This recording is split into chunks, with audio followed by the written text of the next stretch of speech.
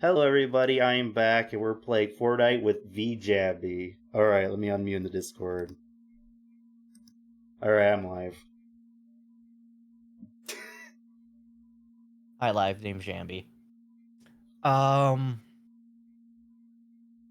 yeah, there's like so many like lingos and phrases now that are like either being made into words or words that are just being needlessly given multiple meaning. Like there's double entendres, like the word and name for like dick, for example. Like dick used to be like a normal, a quote unquote normal name for the longest time.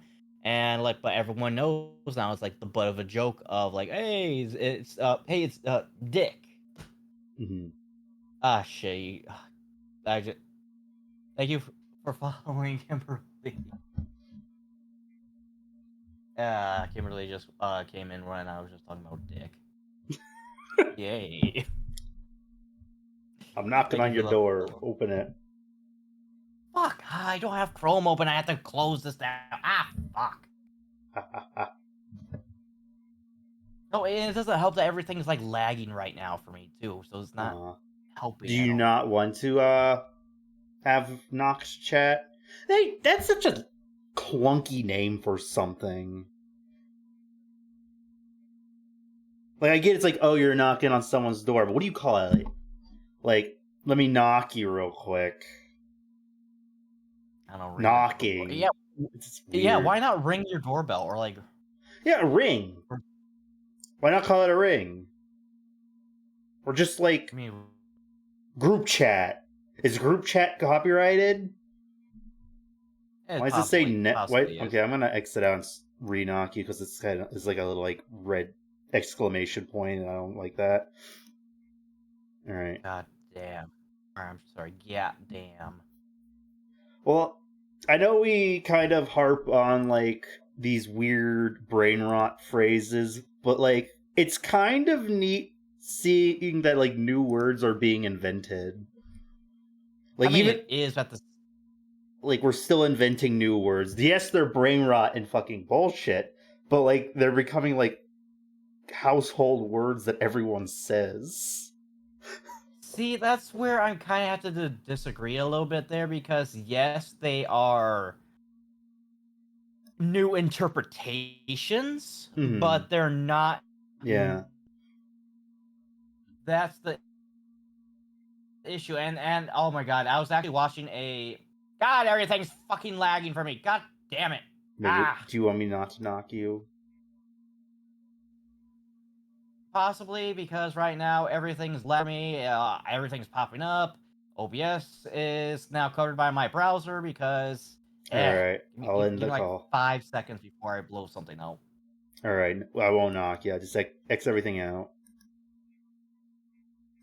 Alright. Alright, let me get FORTNITE Everything's open. acted slow. Is that Bruno Mars in the game in the music pass? Isn't he already have a skin? Did they just do like a new outfit for him? I think it's a new outfit. I opened VTube Studio a second time. That's not what I wanted. Why'd you open VTube Studio? It's gonna make your game laggy. Well, I have it on so I could say, hello everyone, I'm live with vJambi. And then I just exit out. Because it like works for a little bit. Alright. Alright, let's go ahead and turn VTube Studio off now. I remember.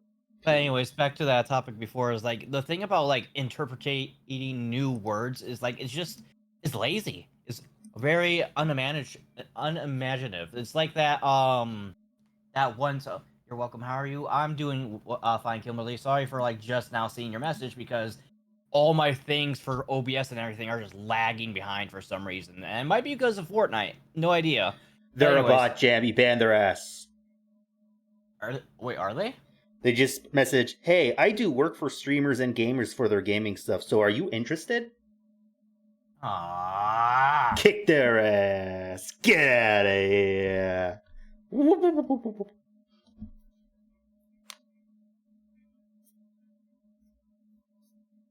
Like that's a bot message, right? Like they just offered services. Yeah, that's basically the standard legal for like either bots or scammers. But anyways, what was I saying before? So like, there's this one like, it's not even technically a cover band. I don't even know what the hell you can even call this music group. But there's this people on the radio who Oh, my computer is lagging. Uh-oh. Oh, yeah, you're gonna experience what I'm feeling now. Alright, I'm taking my hands off the mouse. I'm gonna let it settle. And then I'll have to add the game into OBS. But, like, the mouse is lagging. Oh, yeah, everything's getting you all at once. Let me open my phone and see if, like, the stream looks good. No, I don't want skylight. Everything is just lagging for me. I think internet's just not working in general because of like heat wave or something, because it is hot. That is a possibility. I did not take that in consideration because I have been having like spikes of like internet speeds up and down all day. Or I shouldn't say all day, but like a good chunk of it of today. Pause Robbie the Reindeer and get the game in OBS so we can start. So but anyways, so there's this music group. I don't even know if you can technically even call it a music group legally speaking, because of, well, they don't really do their own music. They literally take lyrics and sound bites from other musicians that from songs you heard of before, and then they just add their own little spin to it, and they just you know this song Ice Ice Baby, and has the opening tempo for that one Queen song. What the fuck is this Roblox game mode? Is that Chill Guy? I have no idea. Can you look at my stream for... Oh, no, I don't want you to open. I'll send a screenshot. Well, I already have Chrome open, so I'll look. Oh, if you have Chrome open, can I try knocking you again? I guess... What the fuck is this? Just Chill Guy. What the fuck is this? What, do you see it? Yeah, I'm looking at your stream right now. He's a chill guy who low-key doesn't give a fuck. You haven't seen this guy? I don't play Roblox. No, he's a meme. So someone drew a picture of like an OC that's like in the style of like... He looks like a cross between like the PBS show Arthur and Brian from Family Guy. And it's just images of him, and it's like... he's a chill guy, and he's low-key... He's a chill guy who low-key doesn't give a fuck. Sad thing is, though, is that if the meme became so big that weird crypto bros just tried to like claim they created him, and like the creator of the meme was just like, I wish I never created this guy, and I wish he never became a meme, because now I have like weird crypto bros trying to sue me or like use them for like Doge coins. All right. I forgot to put my pin card. So anyway, what I was saying, so you know, I don't know if you, so how versed are you with music, Dakota? How so? What do you mean? So like, I was just talking about like how like, you know, I was talking about how like a lot of words are like becoming brain rotted and all that, like how you mentioned, and I said that's mostly because of laziness, because there's nothing imaginative to like create on your own these days. And I segued that into talking about music. And I asked you if you knew Ice Ice Baby by Vanilla Ice. Yes, I know that song. So did you start the group chat yet? I think we're in the call, but I don't think the group chat's working. I don't know.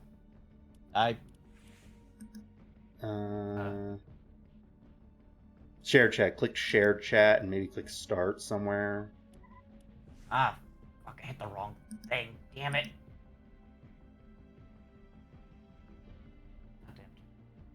Or professionals chat.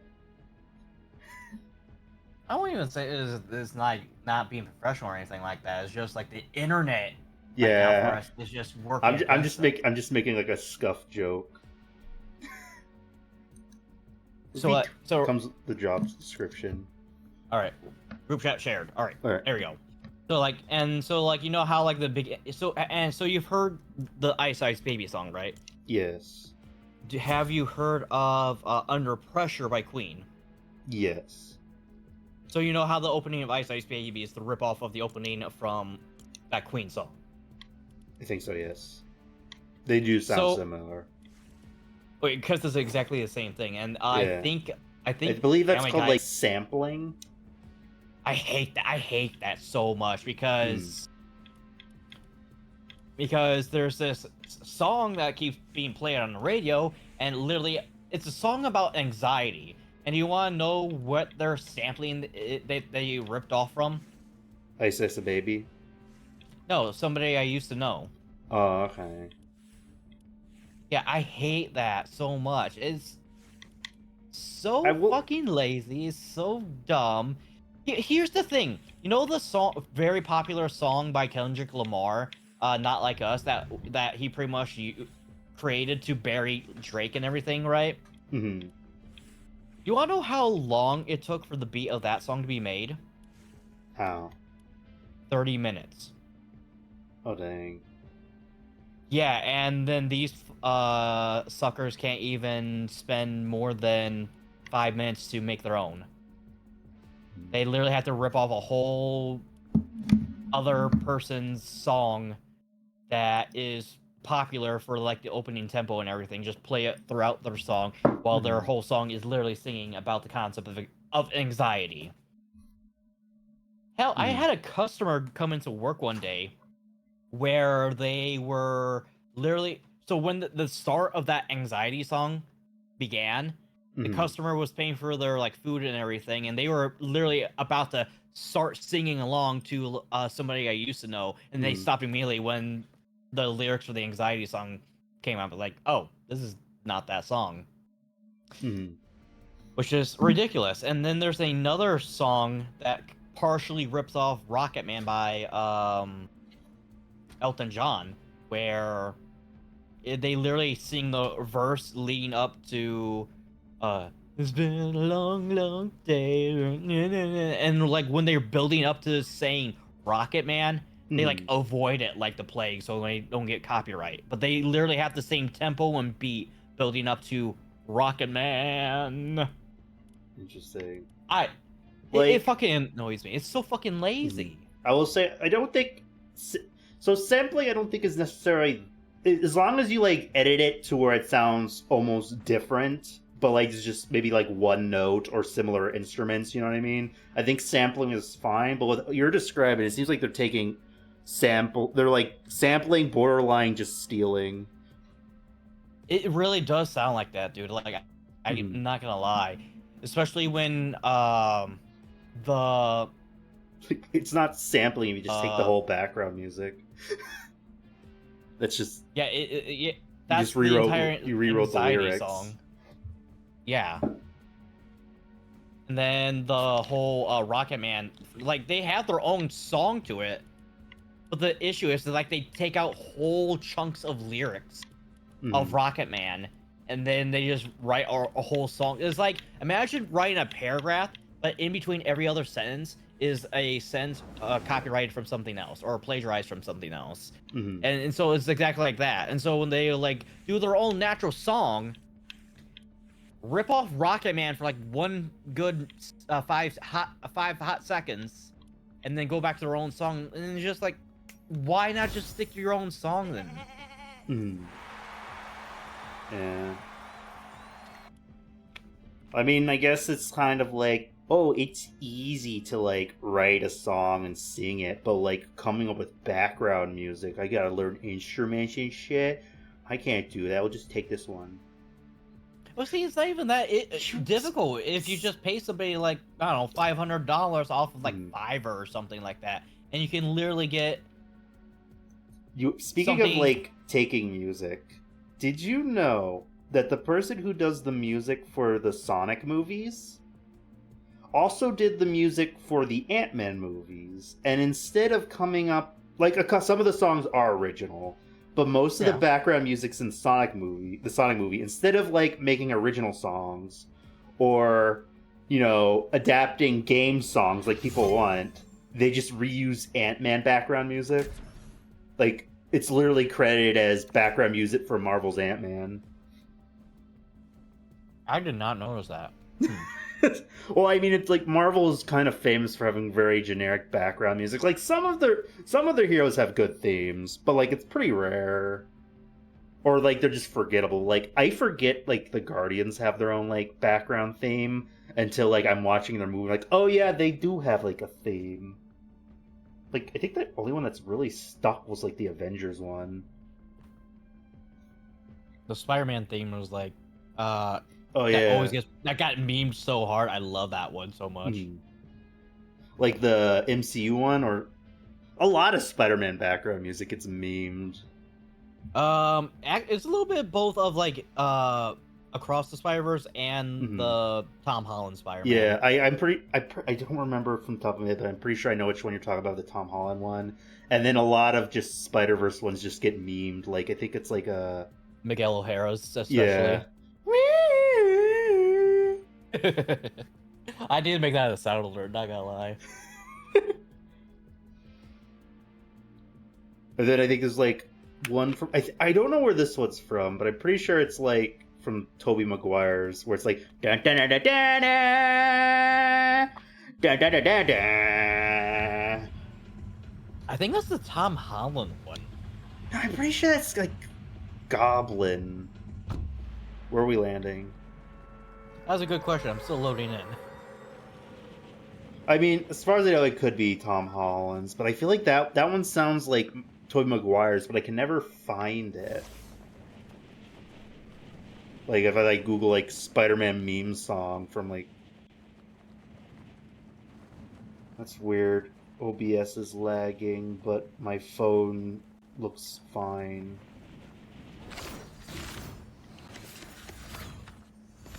Okay, it stopped lagging. I am still on the loading screen. I am probably dead already and I don't even know it. Did I landed next to someone already. Joy. Okay, let me grab Super Squishy. Wait, what is this?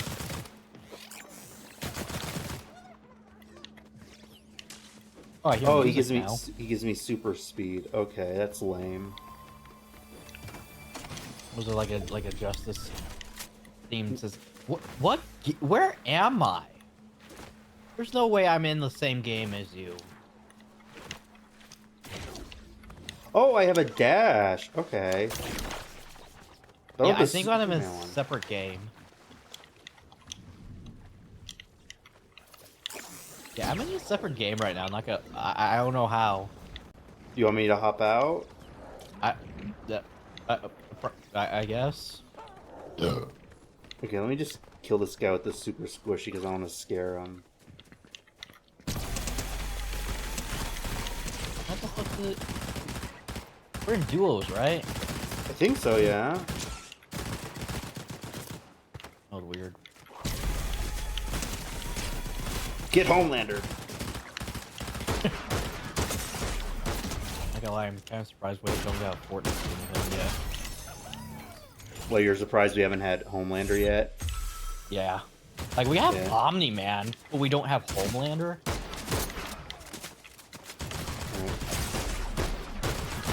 I'm gonna let this guy kill me, but I'm gonna... Oh, no, I killed him. Oh, another person. Alright, turn to lobby.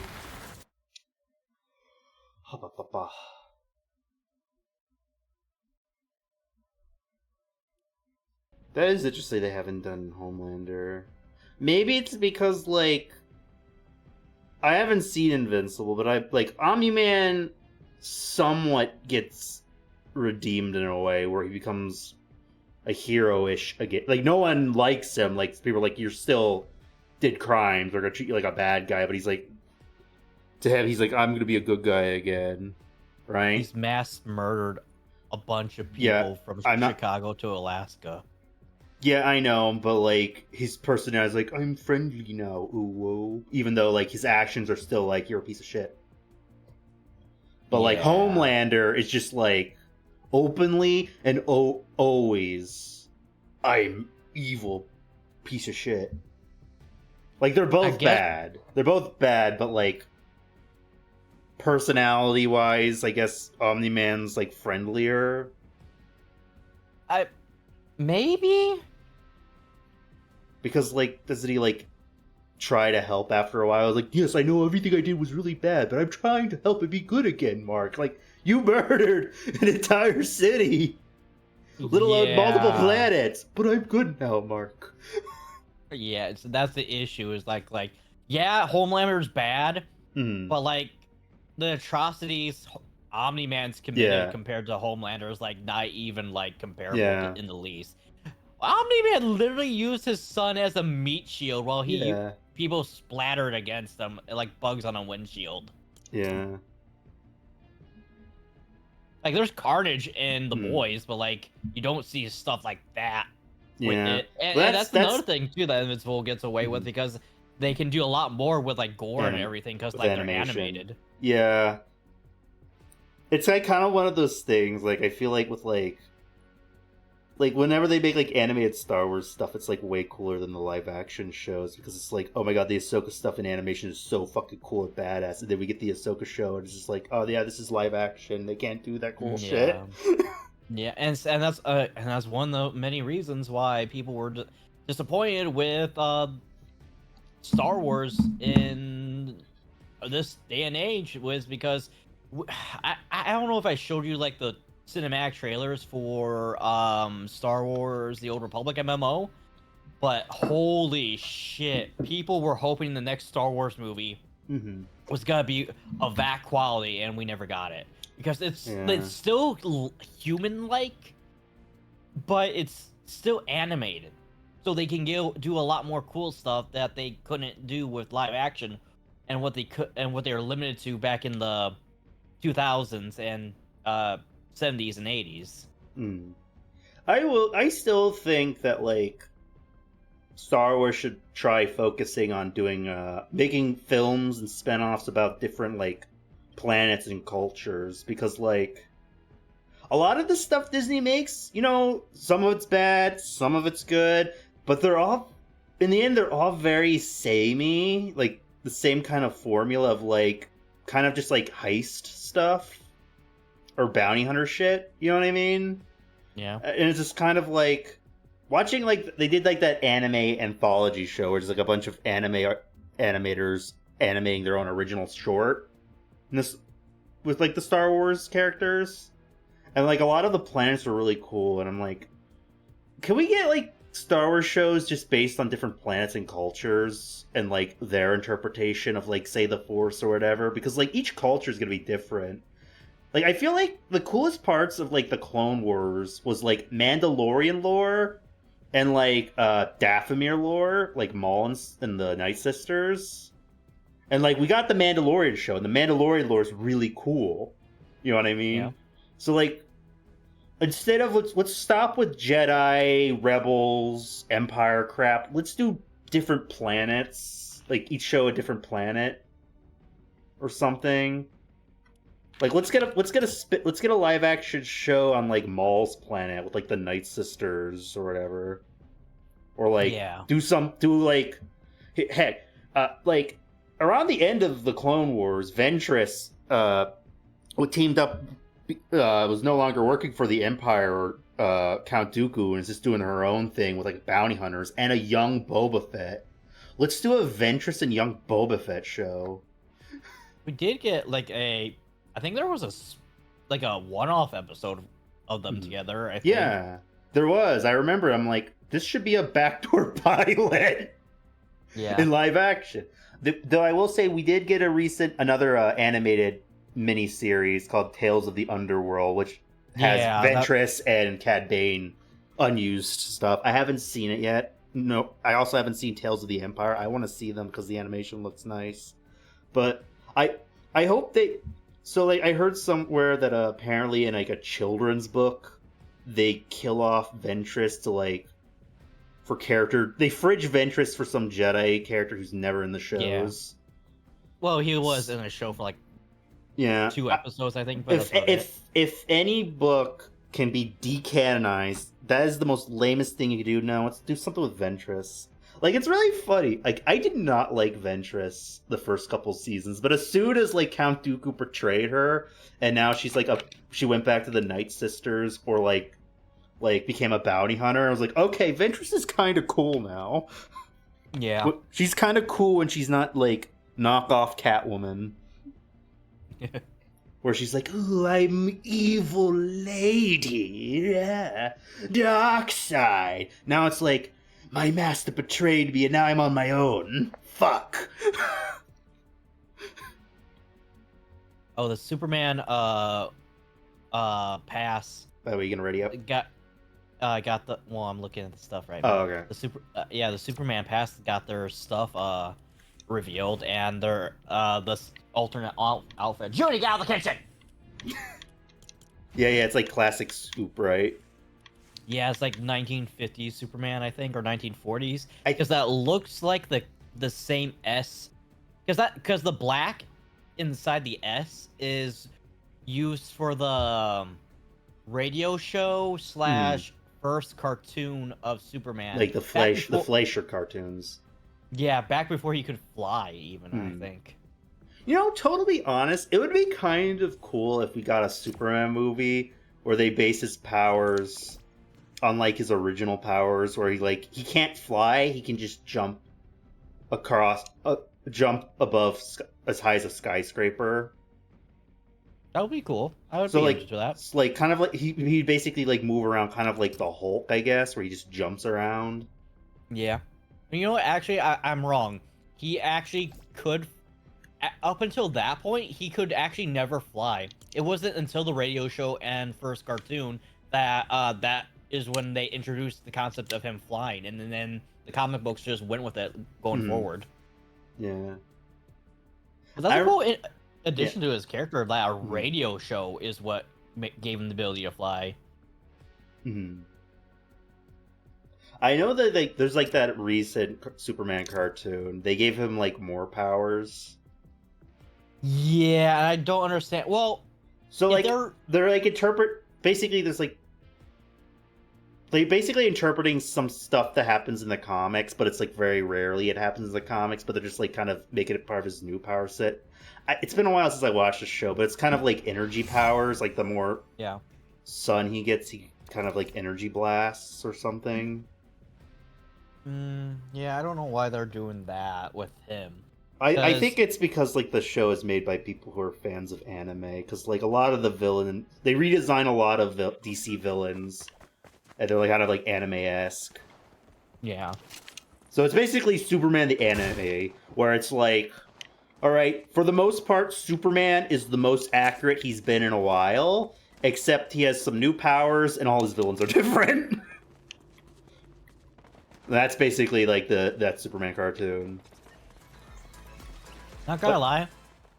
Yeah. Back in the 2000s, Batman was so popular because of the Christopher Nolan movies that there was actually an anthology anime movie of Batman where a bunch of anime artists and everything depicted Batman in various ways, and it was actually quite clever and creative.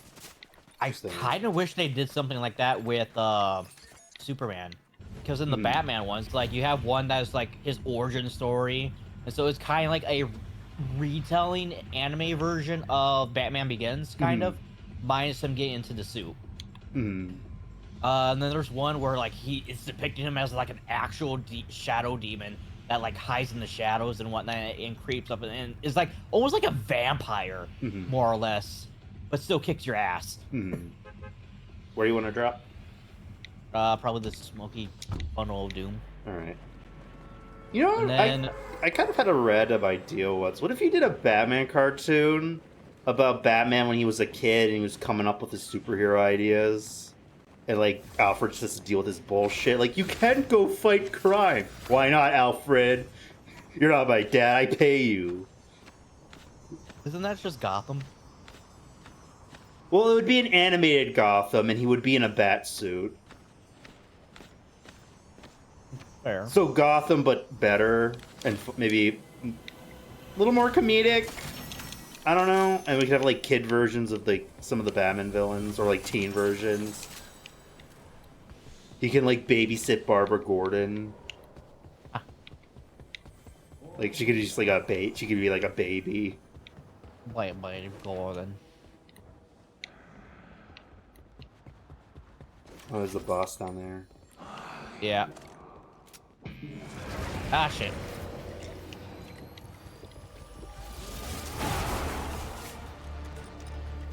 I'm pretty sure there's an enemy team nearby.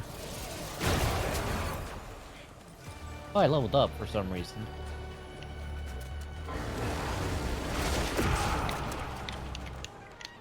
Should we leave? Oh, if you want. Ah! Ow! Who is this? New phone, who dis? I'm lagging like a motherfucker. You might have to play in 64 mode. I thought this was 64 mode. What? What? You don't know what that is? Or you pretty much make your game look like a potato? Yeah. Like you turn down all the settings so it just looks like a blocky mess. You know, I'm really tempted to do that just to see how that looks on Fortnite. Like I think I saw someone do it once. I don't like a YouTube video or something, but it was kind of funny. Just like, oh, we're playing Fortnite 64. Ah, fuck me.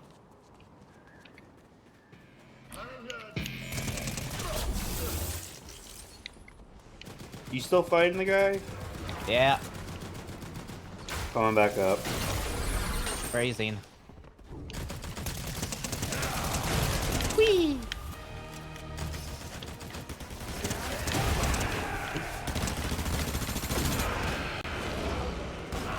Just die, please. Reload faster! Ah. Got him. Whee! You're welcome. Thank you.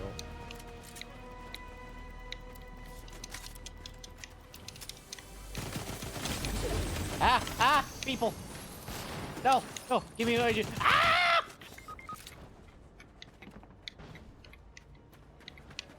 Go on without me. Shit. Can I crawl faster? Damn it.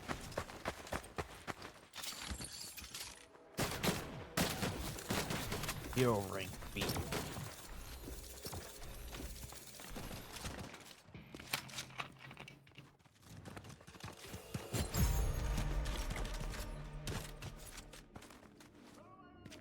Did you know that Superman cartoon I was talking about? Did you know one of the rules the showrunner gave like the character designers was?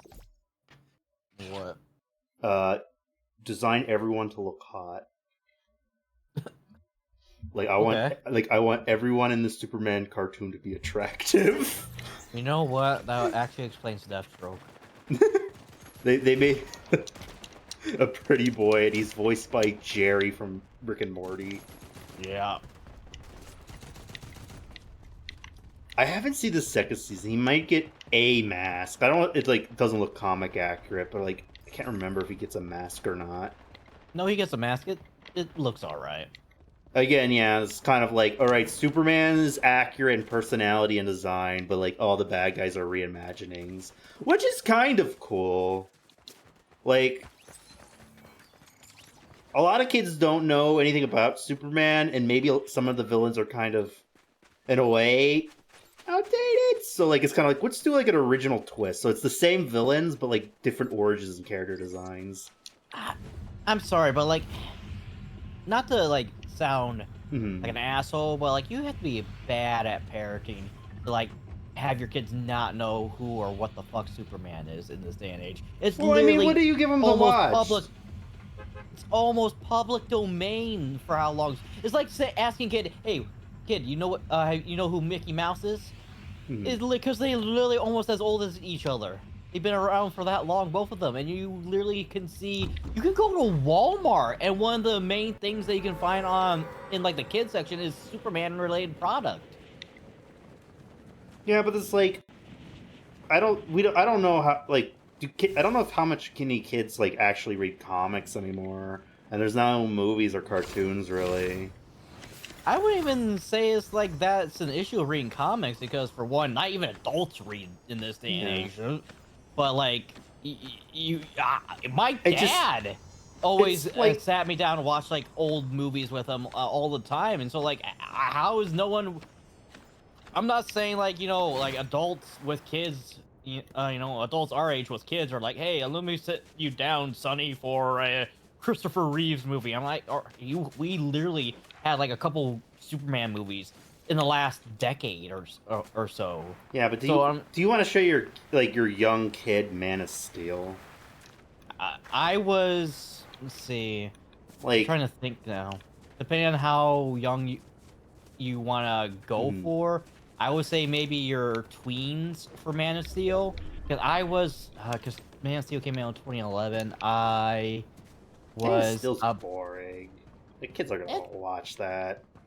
I mean, some of the action's cool, but like, I was in my God, how old was I when Man of Steel came out? Because I was fuck you. Because I was 10 in 2007. 4 years later, I was 14. I was 14 when I watched Man of Steel, and before I became as lippy as I am now, all I cared about was the action. And honestly, Man of Steel was probably like the first movie I can recall that actually made me cry. Not because it's like all like emotional or stuff. Like, well, it kind of was for the scene I would watch, but like that scene where he's in Africa trying to stop that gravity engine, but like the force of Krypton is like squishing him so hard, but he finds the will and energy to do what no one else can, and you have that amazing score playing in the background over that, and I'm like, that's cinema right there. That's awesome. Like, I will say, Zack Snyder, they're really good at directing and like visual style. It's just when it comes to writing, they kind of have a flaw. Yep, and it doesn't help that Warner Brothers, especially around this time, were like not very helpful in terms of the creative process, which is what caused us to get 2 Justice League movies in one. Until people demanded the Snyder Cut, because the people were curious of what the fuck got cut out of the original take. But like, here's the thing, though. Like, I agree. Like, we need the Snyder. I haven't seen it, but I heard the Snyder Cut is better because like, the Whedon cut butchered it. You know what I mean? They cut. Yeah. They made it an hour-long movie. Yeah. So, but like, I will say, like, even if they didn't fire Snyder, it would still be cut down to an hour or 2 hours. So, like, if Snyder can't make a good 2 hour, like, hour and a half, 2 hour movie, then, like, it's still kind of on Snyder, because realistically, they were never going to release a 4-hour movie. From what I can recall, and I hope somebody in, like, the VODs or comments corrects me on this, I'm fairly certain Justice League was supposed to be a 2-parter. No, it was. But, like, the Snyder Cut was still part 1. Like, we haven't got... We don't know... They never even worked on part 2. He was fired before that. So, like, a 4-hour part 1, like, it was going to get cut down like Man of Steel, like Batman vs. Superman, and it was going to suck no matter what. Yes, the Snyder Cut is objectively better, but realistically... We were never supposed to see the Snyder Cut. Yeah, because like, because even my family, when we watched the Snyder Cut together, we had to take like multiple breaks just to go to the bathroom for it.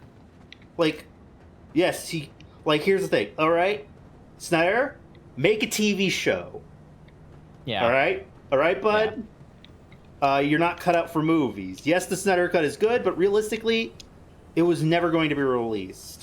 Yeah, it should not have been 4 hours just to explain, because like how like Cyborg's like abilities are explained are like good for what they are, but they're like overly he's a technopath, so he can control technology with his mind.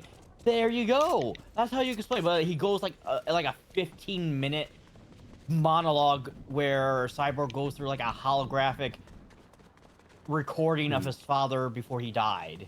Yeah, in order to get understanding. Like, that's little much, but okay. That's the problem with Snyder. His movies, his stories are like too wrong and convoluted that if you cut stuff, the movie's shit. But realistically, the studio's never gonna make a 4-hour movie, so it's like, I don't know, don't make shows. Make like, shows or. And also the Snyder cut, like, nothing against Snyder, but the Snyder cut kind of went to his head, where now he has like that Netflix movie that had like a Snyder cut, like when it was greenlit, where he's like, all right, I'm gonna greenlit 2 movies, but also I'm gonna make R-rated Snyder cuts for both of them. So like so there's like 4 movies. And it's like, bruh, no director should really get that. That's obsessive. Yeah. Well, does he think every movie he makes is going to get a director's cut? Well, see, when director's cuts kind of fuck up with cinematic universes, because then you're like, what's canon? It's so the thing about that is because we in the debate community of nerds, objectively say that director's cuts are just let's say, what's a good example? Like. So, Shakti from Star Wars, canonically speaking, and it's fucked up because depending on which canon you lean towards, she canonically dies 3 or 4 times. Yeah. She dies once on Grievous's ship on Revenge of the Sith. She dies in the Jedi Temple by Anakin Skywalker, and she dies at least a 3rd time in Star Wars: The Force Unleashed video game. And for a good while, no one knew which one was truly canon. Well, because of Star Wars: The Force Unleashed being a part of the expanded universe, and the first 2 death scenes I talked about with Grievous and Anakin were deleted scenes. Everyone, it was basically confirmed that the video game death was the canonical death for her, but there's always a but. Anymore. It's not canon anymore.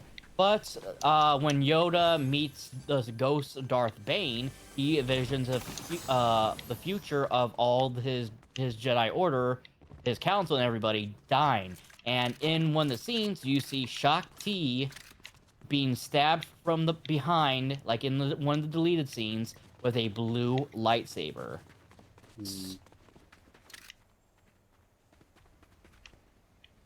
What's wrong? So, is the new... You're breaking up. Oh, I was lagging like a motherfucker. Yeah. Oops, still lagging.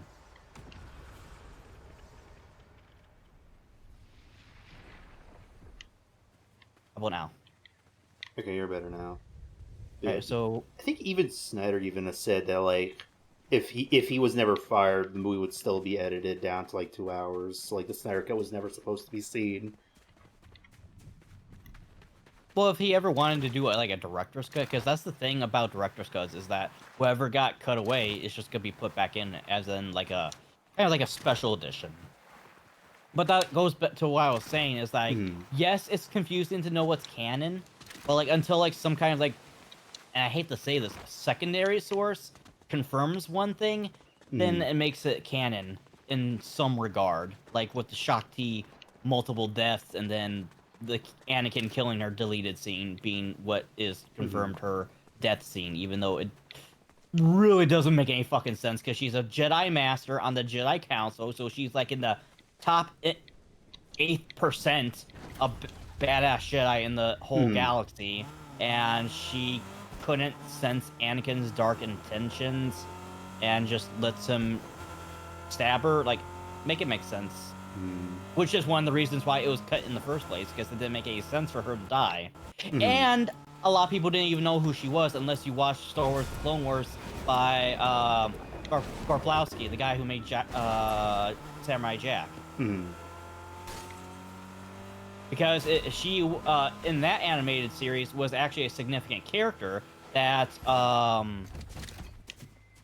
tried to prevent Grievous from kidnapping the Palpatine and failed. What's that satellite dish? I don't know. Let's go look at it. Well, we're in the car. If you run me over, I swear to God. Underwater chest. Use that center is zipline in the same. Oh, okay. Oh, what's it? Oh, it's a crypto tree. You have now have gained the ability to summon the good boy. Yes.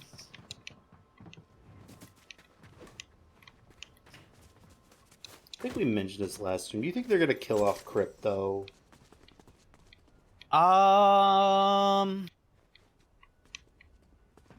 not sure. I think James Gunn is trying to avoid a lot of animal cruelty related stuff since Guardians of the Galaxy 3 kind of had a lot of that. So, but like, I don't. Lex would punch a dog. Let's be real. It was the thing about, well, unless he has kryptonite, and that punch is only gonna break his hand. Like, I know I saw like a theory. So we know like a game theory. Kinda. There's like merch for like a baby called Baby Joey or something, and it's like this green alien baby. Oh. Right. I was gonna say because like there's actually a little subset of like a super team that's all about the pets and animals of Supergirl and Superman, and they're all Kryptonian pets. So you have like a super horse, you have like a super monkey, and you have Crypto the super dog. So I'm like, is he really bringing them in? But no, like, so like, what's the guy who can like change his like a body to be different materials? Metamorpho or something? Metamorpho, yeah. Well, Metamorpho, Man. Metamorpho's in it. So like, there's a theory, like, there's like an issue in the comics where he finds out someone like basically makes a son, like clones him or something, or like he finds out like, he has like a wife who's had a baby who has like the reverse powers where they can turn anything into different material instead of turning themselves into different material. So there's a theory, what if Lex Luthor or whatever bad guy there is clones Metamorpho or something to make a baby to like create kryptonite? Interesting. I can see that. So because this baby can turn anything into any material, and like he can only touch his father. If you touch the baby, you'll get turned into who knows what. Interesting. Because like in the comics, his name is Joseph, and they're like, oh, baby Joey. Interesting. Yeah, I can see it. Because like, why else is Metamorpho in it? We don't really know anything what Metamorpho's gonna do. I don't even think he's in the trailers that much. Yeah, he's only seen in the trailers, but we don't know what is going on to what. We know there's a giant monster and shit, but like that's about it. We don't know if that's like Sorrow or like some kind of other alien. I feel like the giant monster is just gonna be like Monster of the Week, and it's gonna be an original thing for just like one scene. Because I believe this new universe is supposed to be like superheroes and this shit just exists, and Superman is just like one of them. You know what I mean? And then there's already like a superhero team that consists of Hawkgirl, Mr. Terrific, and Guy Gardner, Green Lantern. They all have matching outfits. And like Superman's gonna be like, let's not be corporate superheroes to do our own thing and be kind.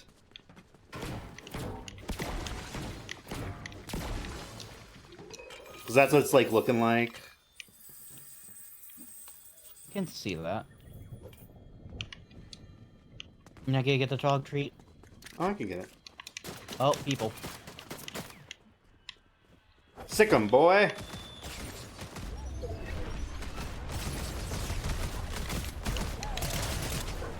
Fuck.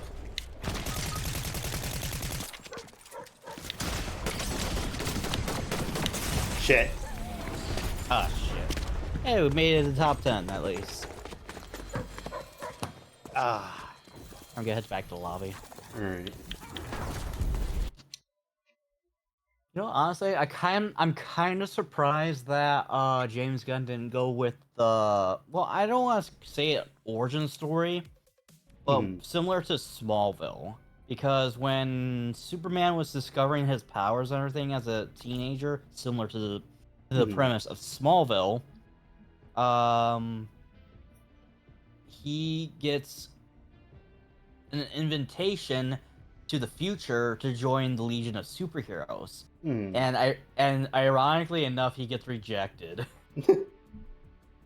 But yeah, and look, like they're basically doing like kind of like what Marvel did with Spider-Man, where he just already exists. Like we're not gonna touch on his origin much, and like it's an already pre-existing DC universe, and this is just like an introduction to this universe where superheroes and monsters just exist. You know, I'm fine with that to an extent, considering like so many we've had so many origin stories within the last 20 years. Like we basically already know everybody's origin story to a degree. Like we don't need Batman getting his parents killed again. We don't need Spider-Man having Uncle Ben die again. Because like technically he's already dead again for the third time in the last 20 years. Because I think the last Superman movie was like Man of Steel. It was like an origin movie, and like if they do another origin movie, like they're basically starting a universe from scratch. They probably want to just speedrun a cinematic universe where they just already exist. And like, do we really need Zod's origin again, or like Lex Luthor? Like we get it, he's bald. So it's like Lex Luthor doesn't really need an origin story. He could just like exist. He's just an angry billionaire. Yeah. So it's just kind of like, all right, we're just Superman's just been doing his thing for a little bit. Lex Luthor is already here and mad at him. There you go. Also, here's a Green Lantern. Here's the actor. Here's the actor you kept fan casting as Green Lantern, but not the Green Lantern you wanted.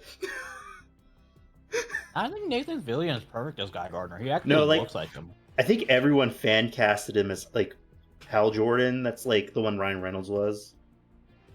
Everyone was fan casting him as Hal Jordan. Like, no, we're giving him the bowl cut. He's Guy Gardner. He's like, oh, it's the guy you kept fan casting as Green Lantern, but not the Green Lantern you wanted. It's kind of funny. Is perfect for Guy Gardner in general. Like, I honestly, with maybe for the exception of Kyle to an extent, and Jon Stewart, he's like perfect for like most Green Lantern characters.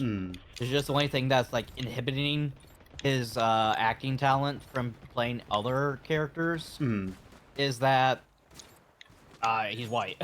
Unfortunately, that's probably like the only time I can say like, or like being white is gonna hinder you in that regard. I think they casted like Jon Stewart, and like I don't know the actor, but like he has very nice eyes, and I'm like, oh, his eyes are gonna look good CGI green. So I think they picked the good guy for him. Oh, I think I know. I think I remember talking about. I think I saw a leak for that. Like he has like he has very nice and unique looking eyes. I'm like, oh, they're gonna look so good green, like CGI green. Yeah. Like I think they're doing the buddy cop thing with like how Hal Jordan and Jon Stewart were like Hal Jordan's gonna be like a veteran Lantern, like he's been doing, like he's like older. Interesting, considering that. Well, now that I think about it, because it goes.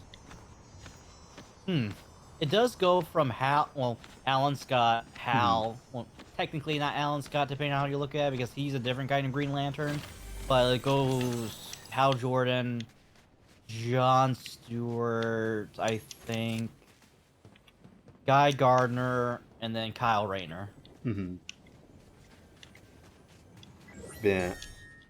I wonder if the Green Lantern thing's still going to be a TV show. They've been wanting to make a Green Lantern buddy show since the last universe. Like, are they actually going to do it? Like, they casted Jon Stewart, so like they have to do it now, right? Gotta do something. Like, I think when they announced HBO Max as a thing, one of their one of the shows, they said like, oh, one of the things we're going to be making is a Green Lantern show. But like, it's been like how long has HBO Max been a thing? Like 5 years more?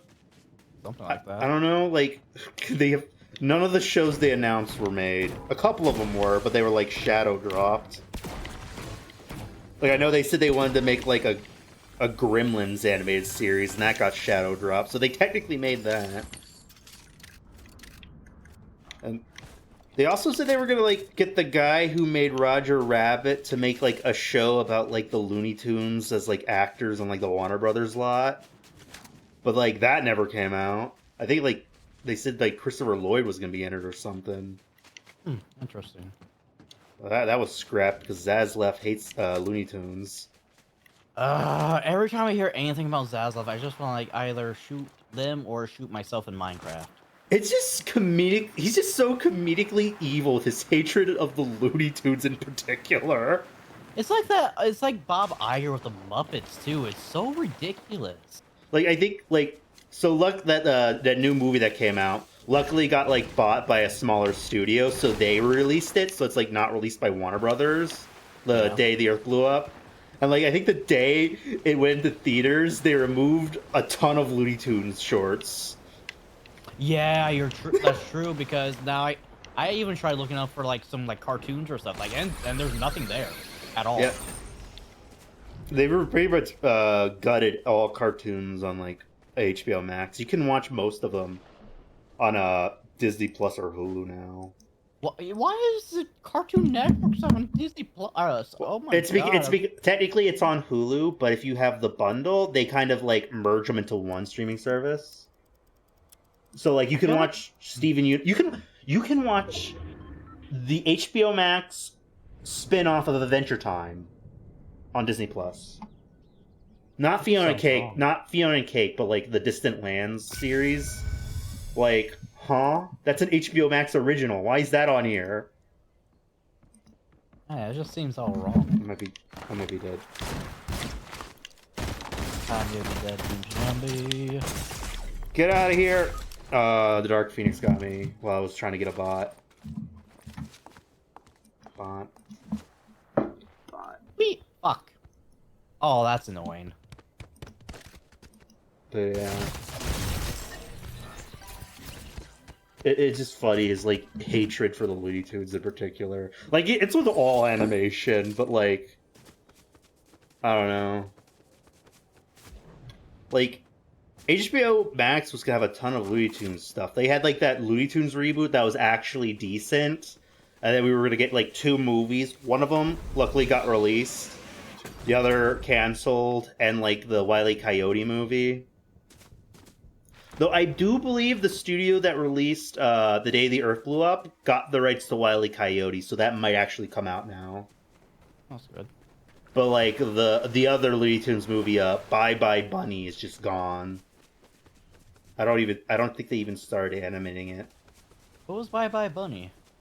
I don't know really, but it was gonna be a musical. And there was a song that leaked, and from listening to the song, it sounds like it's gonna be about like Bugs Bunny the actor, being tired of being famous for being Bugs Bunny and wanting to be just a normal rabbit. Well, like why do I have to be Bugs and not just a bunny? Or a buddy that bugs or something. Like the song sounded nice. I'm butchering it. I don't remember it. But, like, yeah. So, basically, I guess, like, Bugs Bunny having, like, a midlife crisis and wanting to retire. Like, I'm tired of this Looney Tunes shit. Sounds like Zaslav. Oh, fuck. Apparently, like, I'm not gonna say what it is, but like apparently the script leaked for the Wile E. Coyote movie, and I saw like a tweet or something saying like, since it's not gonna be released, I'll just say like the ending's really funny, and like I wish I didn't read it because like yeah, that would have been a really funny surprise. What? What, do you want to be spoiled? Sure. So basically, the movie's about Wile E. Coyote suing the Acme Weapons Company because, like, the weapons always blow up in his face. But at the end of the movie, they're gonna have the Roadrunner testify, and that's when his lawyers realize, wait a minute, this entire movie is just one big Roadrunner trap bit. Oh, wow. Like, Wile E. Coyote doesn't care about the money, he just wants the Roadrunner. And I'm like, that's clever, I didn't even... It's so obvious, but like, oh, I didn't see that coming. That is actually really clever, and I can't... Oh my god. Like, the whole movie's just bullshit. Like, he was gonna win, but then his lawyer's like, wait a minute. The Roadrunner's testifying. Everything's coming together. This is all just one elaborate trap. In the courtroom. Hilarious. Oh, and then I bet he doesn't even get the Roadrunner in the end either. No, probably not. He probably doesn't get the Roadrunner and loses the case. But it would be hilarious if he did get it at the end, like, woo, gotcha. Oh, and there's more people. Well, I wish I didn't see that spoiler because like, oh, that would. It's so obvious, but that's such a clever surprise. Yeah.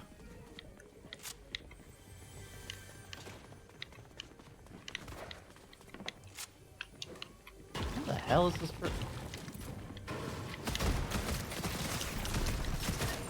And boom, shakalaka.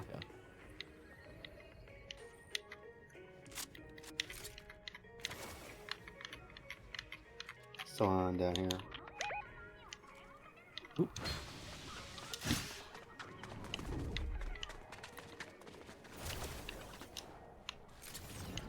Yeah, I'm honestly, it's kind of surprising that they haven't tried doing more. Only just now they've been trying to do like Looney Tunes movies about individual Looney Tunes. Like most Looney Tunes movies have been like them as like a unit, kind of like a Muppet movie where it's just like all of them. But like the original shorts for Looney Tunes, they're all kind of like separate characters in their own little franchises. Yeah. Like, why not? Instead of a Looney Tunes movie, make a Wile E. Coyote movie, or a Bugs Bunny movie, or a Daffy movie. But instead, we just always get like they're all in the same universe and they're like actors or some shit.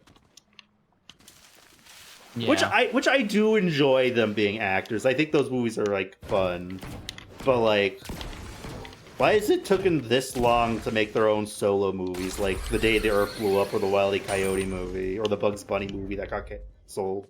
And two of those movies aren't even probably being released. Only one of them released. That's probably because, like you said, because Zaslav hates it, and it's like already in the middle of production. So like we're not gonna get. There's probably a whole bunch of other animated movies that we probably could have gotten that we'll never even see the light of day or even hear about unless somebody like leaks it. Did you know Cartoon Network was gonna start making original movies?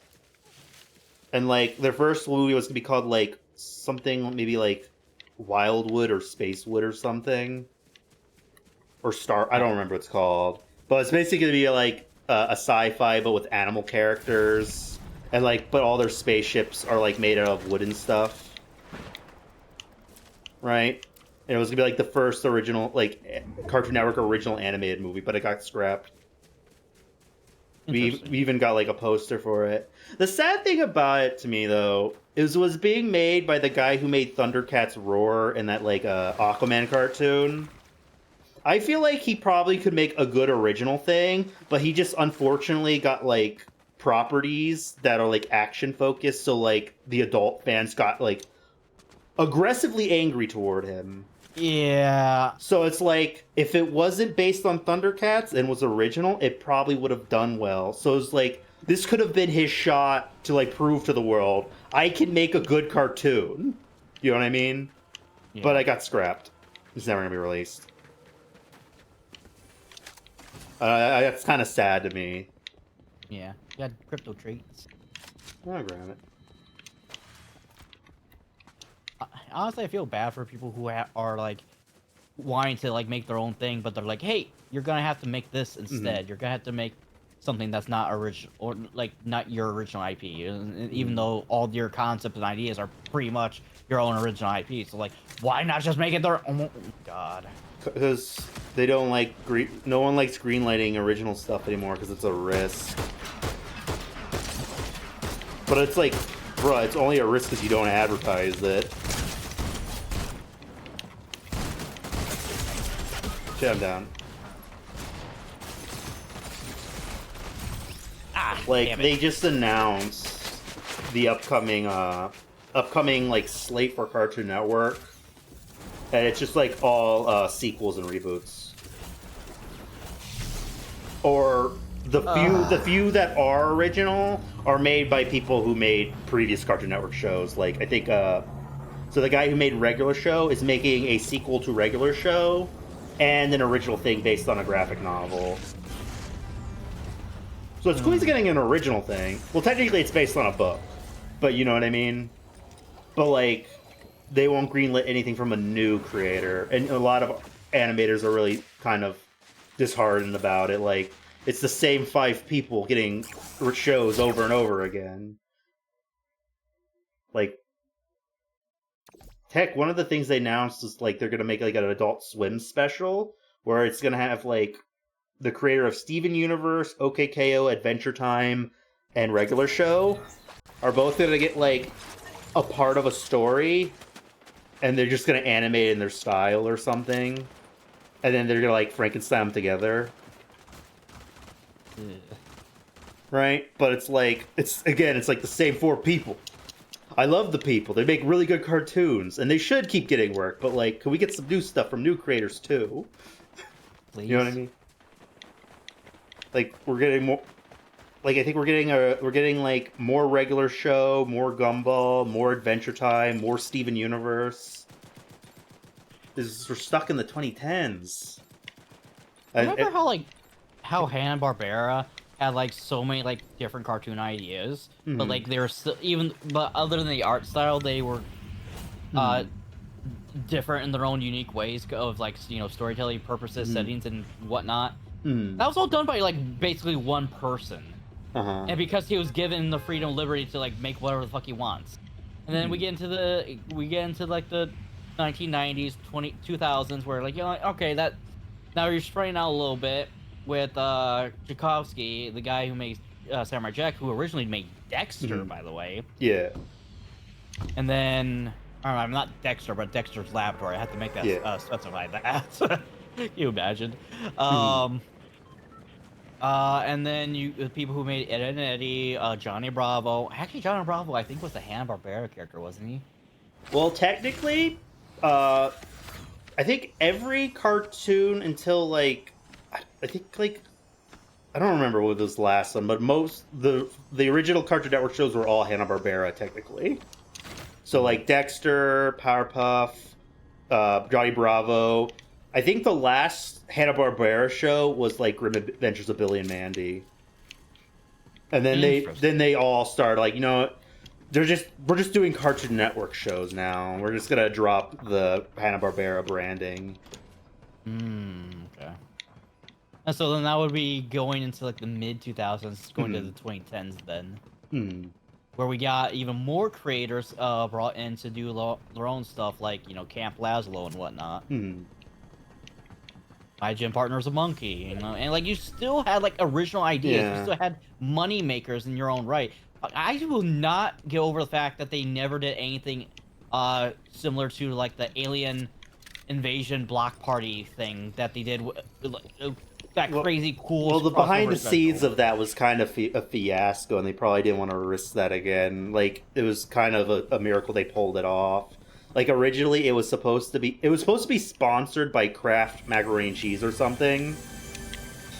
But at the last minute, Kraft backed out. That's why in the TV bumpers and in the episodes, the aliens are obsessed with cheese. That's why they're obsessed with cheese? Because it was like a sponsored. But, like, the last minute, Kraft backed out, and I guess they didn't get that, like, money for their stuff. So they're like, cowards. They're like, we can't do a big collab like this ever again. Also, like, I think a lot of the cartoon studios didn't even want to do it. Like, I think, like, Ed, Edd n Eddy creator was like, I don't want to do a crossover. That's stupid. But I loved it. But unironically, his episode was really good. His was the Rolf one because, like, Rolf's family coming out of town, and, like, I think it was like an illegal aliens joke on top of that too, and because they're all, like, alien like and everything, and the whole theme is aliens. Like was it like Jimmy's like trippy dream about the alien like ripping up the cul-de-sac? Yeah, and then like to the end of the episode, it actually came true too. Mm-hmm. I love that so much, and they never did it again. And it was all because of Kraft mac and cheese too. God damn, I hate that now. I hate that. But also, like, it was like the crunch of like, so all these animated shows are animated by different people, and they have to like, all right, you're gonna have to crunch extra hard to animate these so they come out at the same time. Yeah, and they're like we're like we had no plans on making these episodes, so like this is just coming out of nowhere. Yeah, I will say the Foster's Home one freaked me out a little bit as a kid. It did, because the like ending. And then the fact that you just see one star slowly that move. one star, and then chanting the cheese right back. Fuck out of me. That's what I loved about it so much. Like, it freaked me so much, but like, it was like, this is creative. Like, keep doing this. Yeah, it's just, I like the ending where she's like, "Here's cheese." Blue found him. He keeps like saying he has to go or something, and Blue thinks he's an alien, but like he's your imaginary friend. And she's like, "Oh, actually, we found him. Like he was just in our trash. He's not. I didn't actually come up with him." And Frank is like, "Wait a minute." Is he an alien? Yes. And, oh my god. Oh my god, dude. You're like, hey, all my nostalgia points with that. Oh, I remember. I love that so much. And then, I love Cheese's introduction where Mac is just sleeping in bed and he turns over and Cheese is just there. And he's like, "Daddy." Not gonna lie. Now that you say that, I think a lot of like the funny, creepy stuff I make jokes about doing to like let's say you or like Calmer or anything. I think it stems from that. Like you're just gonna wake up in bed and I'm just gonna be like lying right next to you face to face. You're just gonna turn my work and our noses are like just why did Cheese feel the need to do that if he's like he doesn't even know who Mac is? Why did you say that? What's going on, Cheese? Did you? I remember hearing somewhere recently that apparently, so like, the person who came up with the character Fred Fredburger, like he didn't create Billy and Mandy, but he came up. He was the creator of Chowder, but he came up with Fred Fredburger because he was working on the show at the time.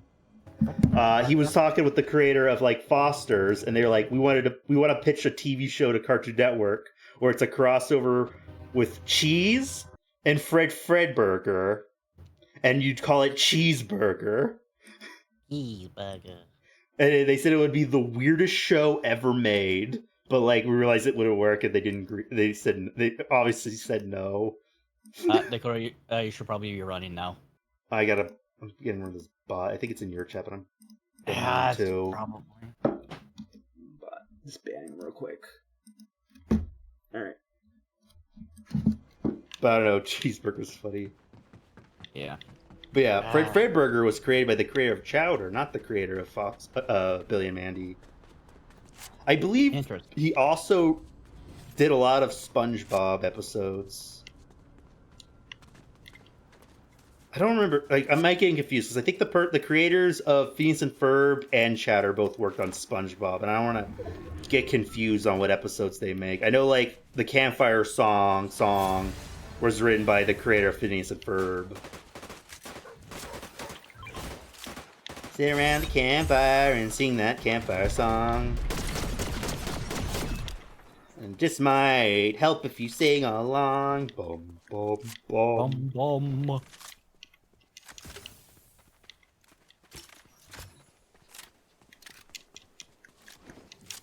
So, like, I think the creator of Chowder made, like, a show similar to, like, that Looney Tunes show where it's, like, Looney Tunes characters, but in, like, a sitcom setting, and they just have normal jobs.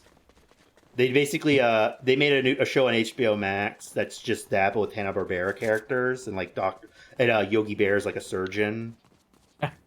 Oh, no, I think I know what you're talking about. What was that called? It's called Jellystone. Yeah. I watched season one. It's alright.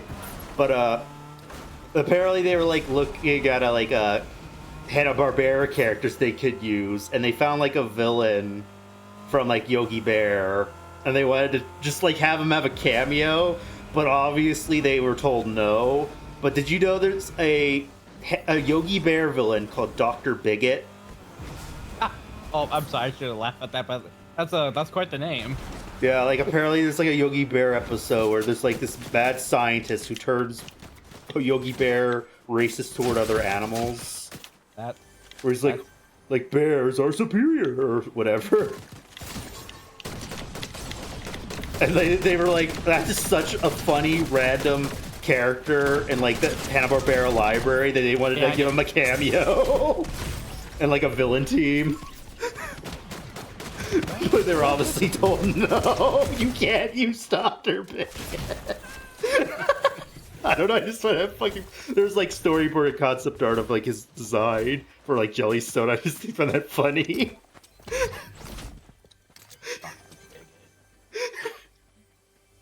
I'm pretty sure the first 2 episodes of Jellystone involve lore. It's kind of an interesting choice. Did you hear what I said? Jebby, you there? What? I said, like, I'm pretty sure the first 2 episodes of Jellystone are about lore. What?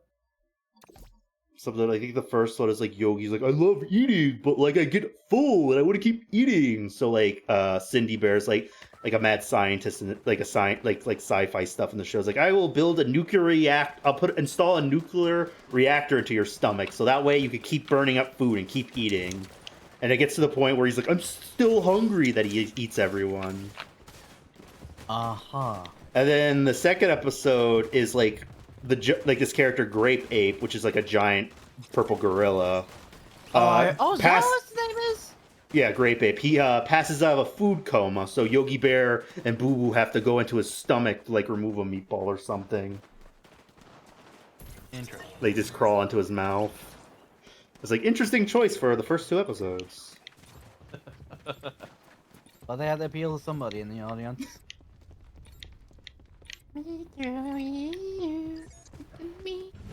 I like this one joke. There's like an episode where they're just like doing like community wrestling or something, right? And like Yogi Bear gets matched up with one of the kid characters, like a little duckling, and she's like, a doctor wouldn't hurt a kid, and he's like, I'm off duty, and he pile drives her.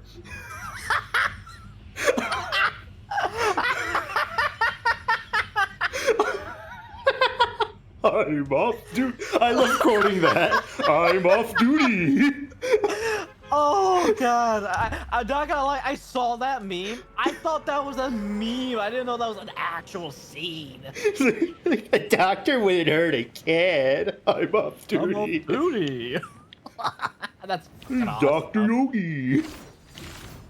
Oh god, we need. Oh, I wish we had more shit like that. It's like, it doesn't even have to be adult, even. Yeah. Like that alone, that's just hilarious.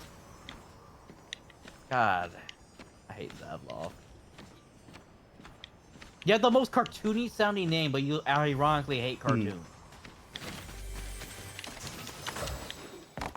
Well, I think technically Jellystone's still going, but they might not make more episodes. They might have just released the last season. I'm not sure. But like it had like that Cartoon Network crossover where it's like a bunch of Cartoon Network characters in it, I think, recently. I think you mentioned you wanted to see that one. Yeah, because back in like the 2000s they did these little intermission things between commercials where like you go to a commercial and when you come back there's like a little like cartoon of like other Cartoon Network brand characters like interacting with each other in like a real life city. And so like we could get like an entire like actual show like that. And then Jellystone is like basically the closest thing we have to that. I gotta have you ever seen OKKO? Yes, I know what you're going to be talking about too, and I don't know how I feel about it either, because I know like the main the main bad guy is like freezing or petrifying all these classic Yeah. Cartoon Network icons in the stone, and then like I'm just trying to think like how did it get to certain ones though? 1 second. Like, What's shooting lab? What was that? Continue.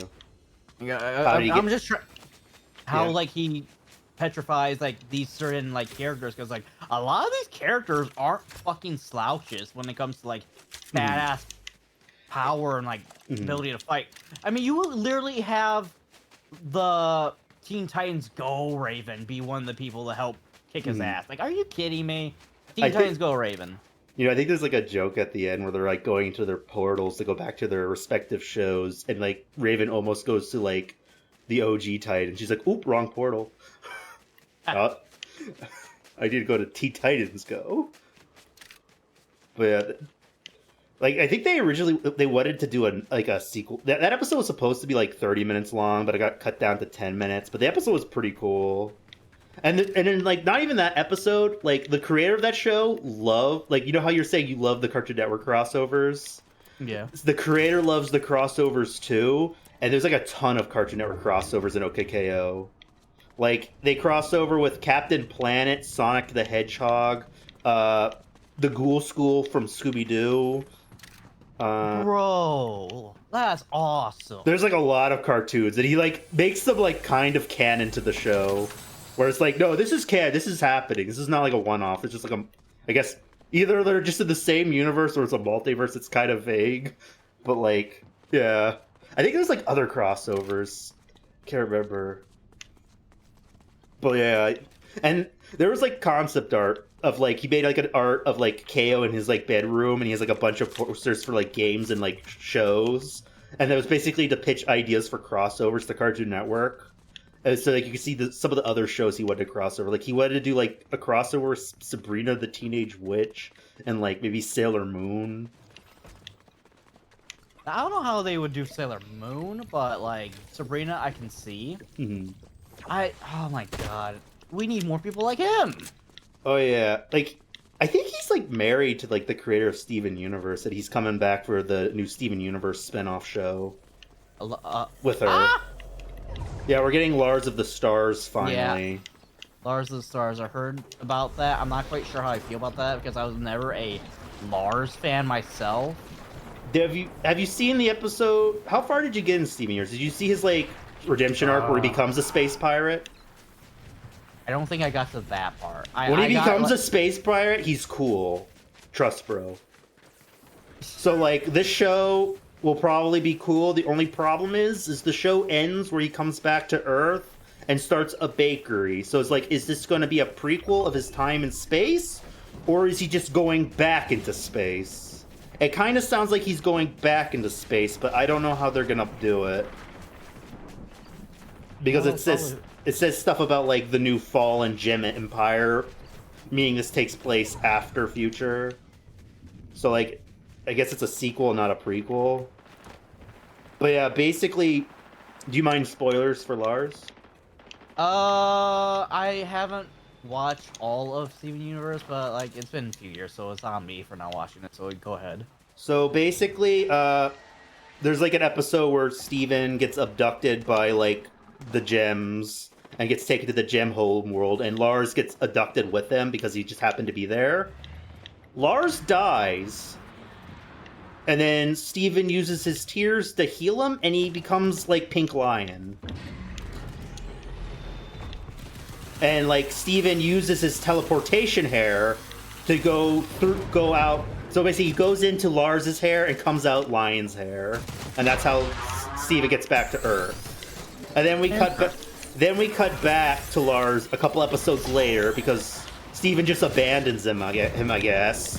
And he's like a space pirate with a bunch of like off-color gems.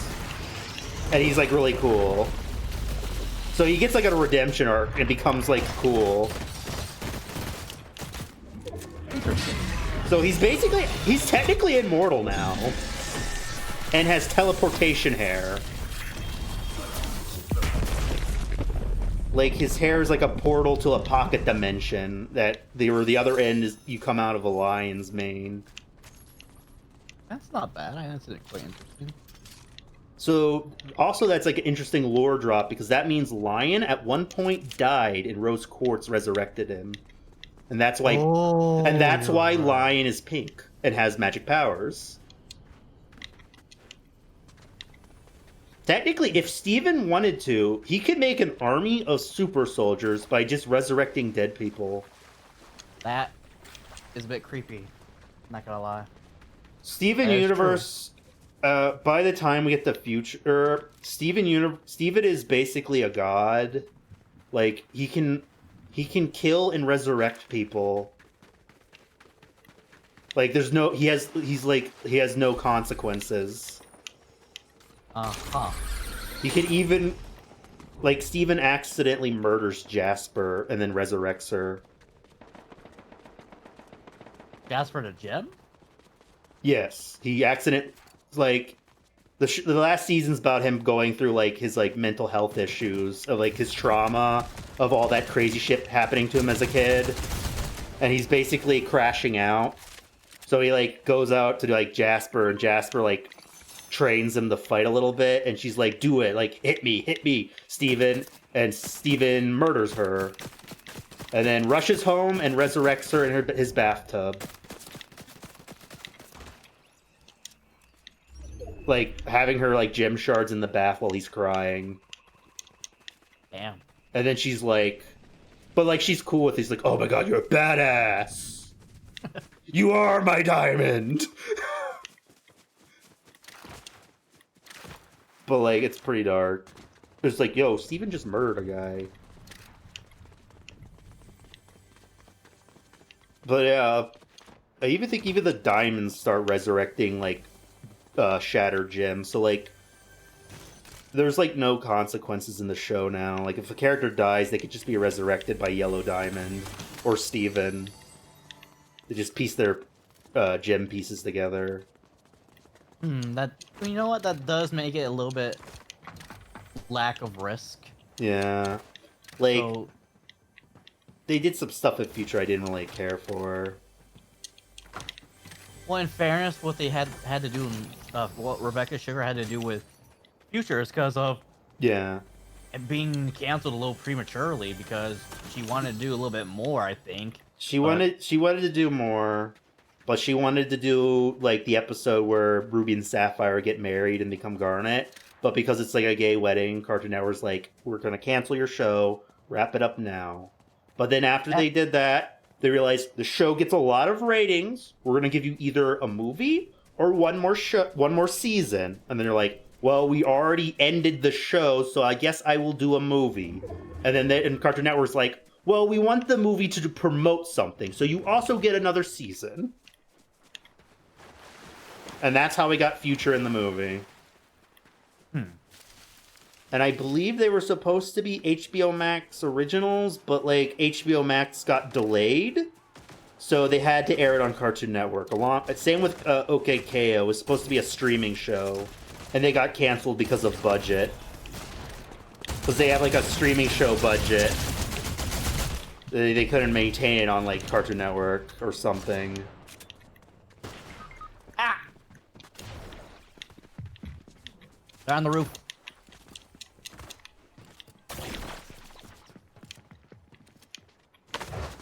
God damn, I wish I could heal it myself. And I think even the creator of OKKO explained why OKKO got canceled. And basically why Infinity Train, OKKO, and like Steven Universe Future, they all kind of got like screwed over, was because the reason HBO Max got delayed because Warner Brothers owns CNN. And at the time, a certain orange politician was complaining about fake news and was claiming Warner Brothers merging with a phone company as a monopoly just to, like, get at CNN. So he's like, you could blame the president for OKKO getting canceled. Guys on YouTube says, oh my god, bro, it's Zuko from Avatar. Are you referring to, me? Or my Avatar guys? That's interesting. I never had that comparison before. Very honorable. Get it? Honor? Ha! Oh, so I went back to the lobby. Just letting you know. Wait, one sec. We're looking at Uni. Oh, welcome in, Jives. I hope you're having a good time zones to you.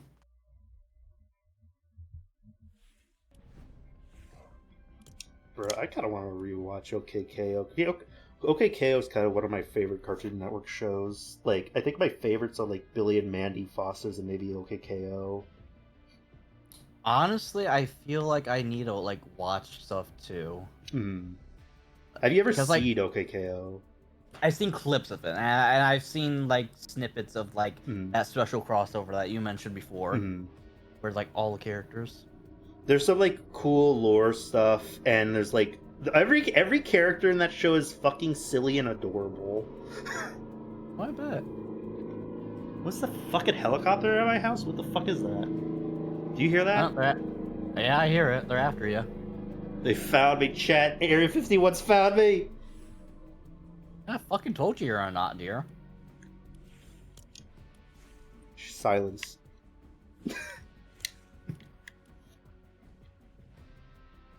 Yeah, like OKKO had an ending, but like I kind of like I want them to do either a movie or like a spin-off season where it's just kind of like they make like a fourth wall break, where it's like, didn't we end already? Like, yeah, this is just kind of like a in-between movie. I'm pretty sure. So like, I'm not gonna spoil what happens to the show, but there's kind of like a twist villain or whatever, right? And he like teams up with one of the main villains, like Lord Boxman, and like he's revealing his like true identity to the main characters, and it's like a twist. And like the main like the side like the joke villain, like the Doofenshmirtz of the show is like, really, we're doing this now? I thought we agreed we'd wait 2 more seasons. We're revealing it now. And that was kind of like a joke about like because it got canceled, they had to like rush everything. But it still ended pretty good. I'm glad it seems like most shows that get canceled at least get like the decency to like get like to animate the ending, even if it's speedrunned. But like, I don't know. They should just greenlight like a max amount of seasons so that way they know how much they have to make so they could do their ending properly. Like, I think, like, the Owl House got canceled, and I'm like, alright, you get 3-hour-long specials, and that's, you wrap it up. And like, we needed a couple more seasons, but okay. Yeah, a lot of shows got canceled because of, like, being LGBTQ friendly. Yeah. Like, Legend of Korra got canceled because of hand-holding. Yeah. Oh, heaven forbid, hand-holding. I'm pretty sure they confer. Like, Legend of Korra got screwed a lot. And I think they said, like, around the. So, like, you know, she's like a water tribe, but she has, like, darker skin, right? Yeah. So, like, but, like, Nickelodeon was like, can we make her light skin, like Aang, you know? Like, make her look more Caucasian? And they're like, no, she's water tribe. Fuck you. The water tribes are based on Eskimos, who are dark skin or darker complexion Asian. So, no, that culturally that doesn't make. I mean, I guess there could be a waterbender outside of a water tribe. Yeah, like, but no. Like, no. But yeah, it's just.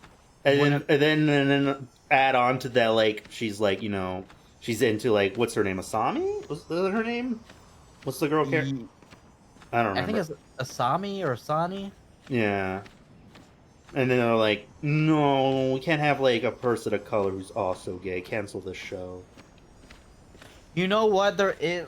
I'm not going to say...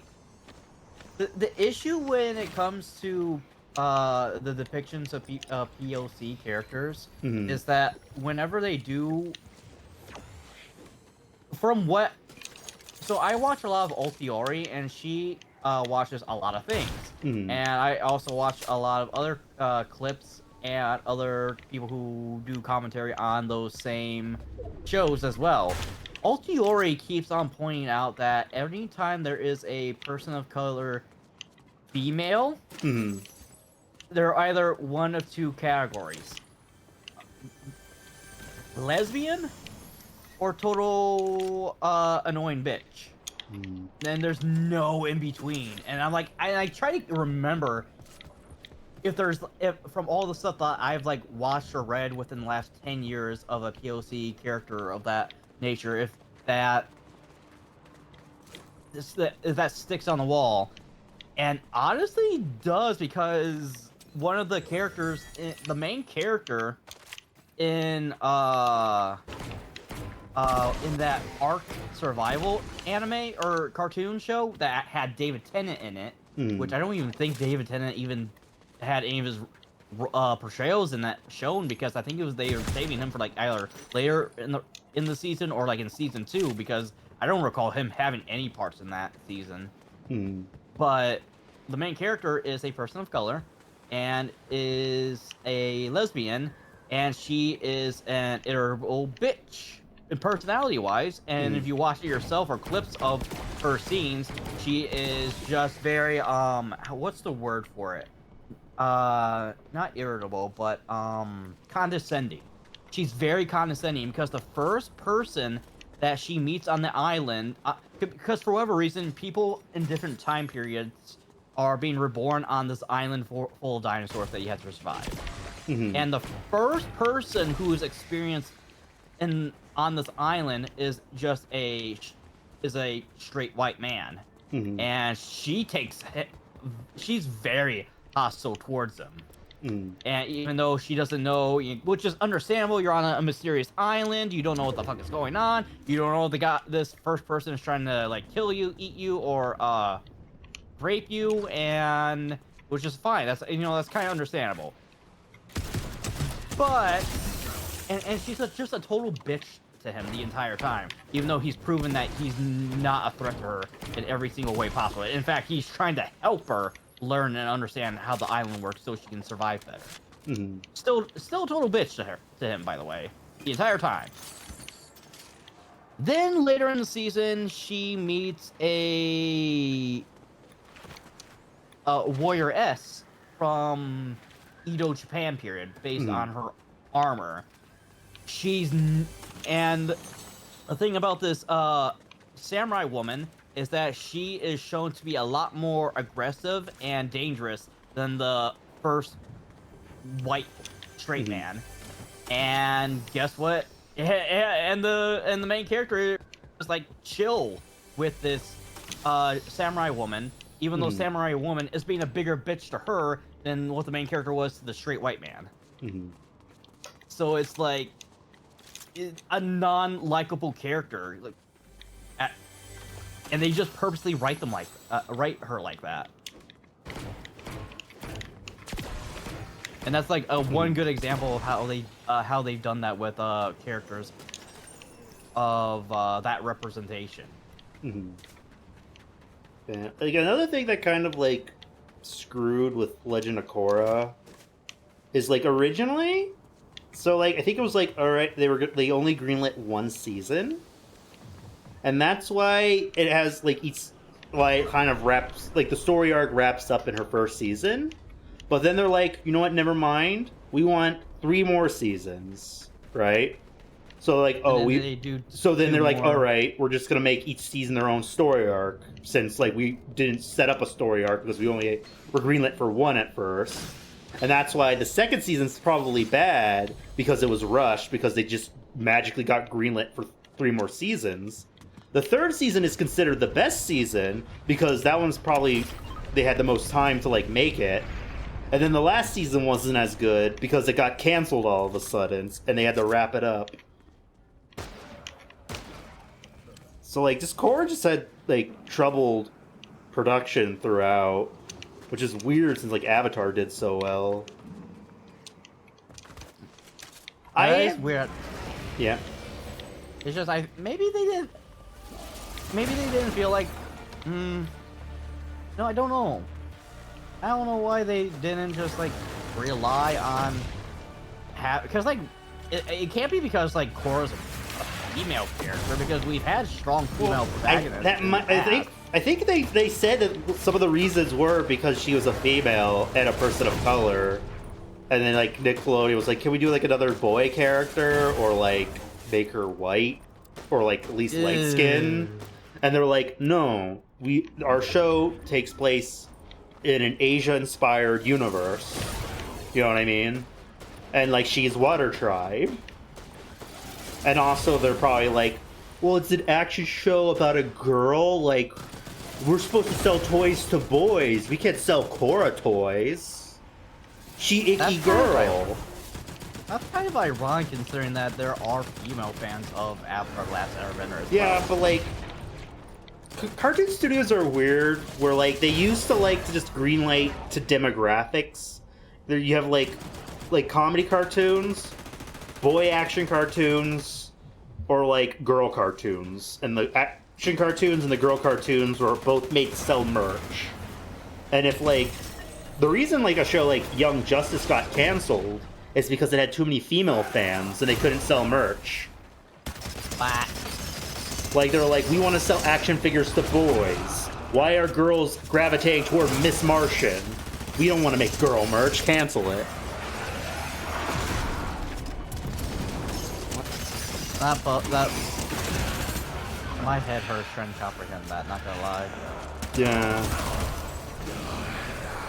If an action cartoon got canceled, it was most likely because of merch. Like I believe there's that Gendy Tartakovsky show, Symbiotic Titan.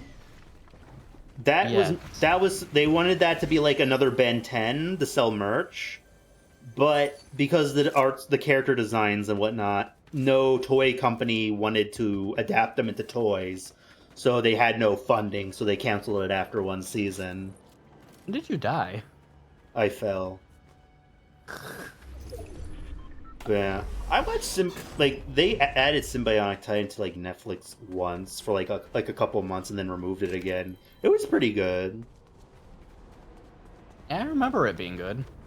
I think I saw like Gendy's newer cartoon on Adult Swim was like Unicorn Warriors Eternal. I watched like the first couple episodes. I wasn't really feeling that one though. Unicorn Warriors Eternal. Why does that sound familiar? It was supposed to be a Cartoon Network show, but I got dumped to Adult Swim. And it's kind of about like these like mystical warriors or whatever, like that get reincarnated into other people's bodies every time there's like an apocalyptic event about to happen. They reincarnate into like these teens' bodies. And, like, the main girl's, like, still has memories of, like, the previous self that, you know, she invaded the body of. And she's like, no, I don't want to be a warrior. I want to get married. I'm this person, not that person. But I don't know. It was interesting, but something about the pacing or whatever was weird. Oh, oh, you know what? Now that you mention, I think I know what you're talking about. I remember seeing like clips of it as well. Yeah. I wanted to watch it, but like I didn't ever got into it.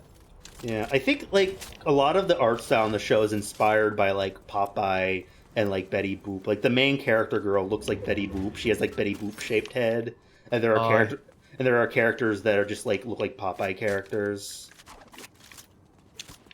Interesting. Gendy really wanted to make a Popeye movie, but he was told no by Sony because they wanted to do Emoji Movie instead. I mean, if he wants to do with a Popeye movie now, I mean, that is true. Public domain. He'd have to he'd probably have to rewrite the script, but he could do it if he wants now. Yep. But like, I think the animatic for that entire movie leaked, so you could watch his Popeye movie. It's like a storyboard animatic, but like you can watch. It's a full movie. Neat. Like I think people said like it's not the greatest movie ever made, but like it's a cute, charming Popeye movie. So like it probably would have been fun. I don't know. They don't know if it would have done well, but like it's just a cute whole. This is a Popeye movie. And like they could have like SpongeBob voicing Popeye. Oh, that's fitting. That's really fitting, actually. Mm-hmm. I believe there's also the test animation short on YouTube of what it would have looked like fully animated. And the short's pretty cute. I wonder if they would have recast everyone, because like SpongeBob isn't like a movie actor. But like the temp voices were all like cartoon actors. I think it was like either Tara Strong or Gray DeLuise as like Olive. I think it was Gray DeLuise as like Olive Goyle. And she's like the voice. I think she's like the voice of like Frankie and Vicky. Frankie from Foster's and Vicky from Fairly Odd Parents. I'm not sure. But yeah.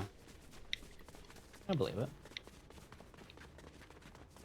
But like they could totally make a Popeye movie now. They just like, yo, who wants to make a Popeye movie with me? Yeah, they just need financing mostly. Yeah. I mean, I would say like he could do it with Sony, but like he's still working with Sony and making a bunch of animated movies with them. He could maybe repitch it to Sony if like his next movie does good, but knowing his next movie, I have no idea if that's gonna do good or not. Do you know what his next movie is? It's so it's Sony's working with, so no idea. It is a adult animated movie about a dog trying to avoid being fixed. Isn't that Will Ferrell movie? I don't know which one. So there's a Will Ferrell movie where like a dog gets adopted, but the owners don't want to keep him, so they get rid of him. And so they like do one of those things where like they go out in like the middle of nowhere, ditch the dog, and then just drive home. And then the dog like makes it back to like the inner city and meets up with a bunch of that movie's called Strays, right? Yes. Similar to that, I believe this movie's about basically like, oh, I'm gonna get fixed in the morning, so let's have one night out of town while I still have my balls.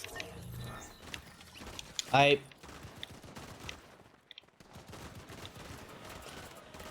it's gonna be like 2D animation. Like, we're finally getting a 2D animated movie, and it's like this kind of gross art style about a dog's balls. Why does it remind me? Oh fuck! Well, what is it? It got dumped to Netflix though. There was a movie from like the 1970s, 1980s that was basically an adult animation where it was about like a cat in college just getting his screw on with a bunch of I've never seen it, but I think I saw Saber Spark. Was that called like Fritz the Cat or something? Yes, Fritz the Cat. That's what it was. I think I saw the Saber Sparks about that a while ago. I think that's what you're saying sounds like something similar to that. Which I don't know how I feel about. Yeah, well, it got I'm not surprised they got dumped to Netflix because like, how are you gonna like put that in theaters and advertise it?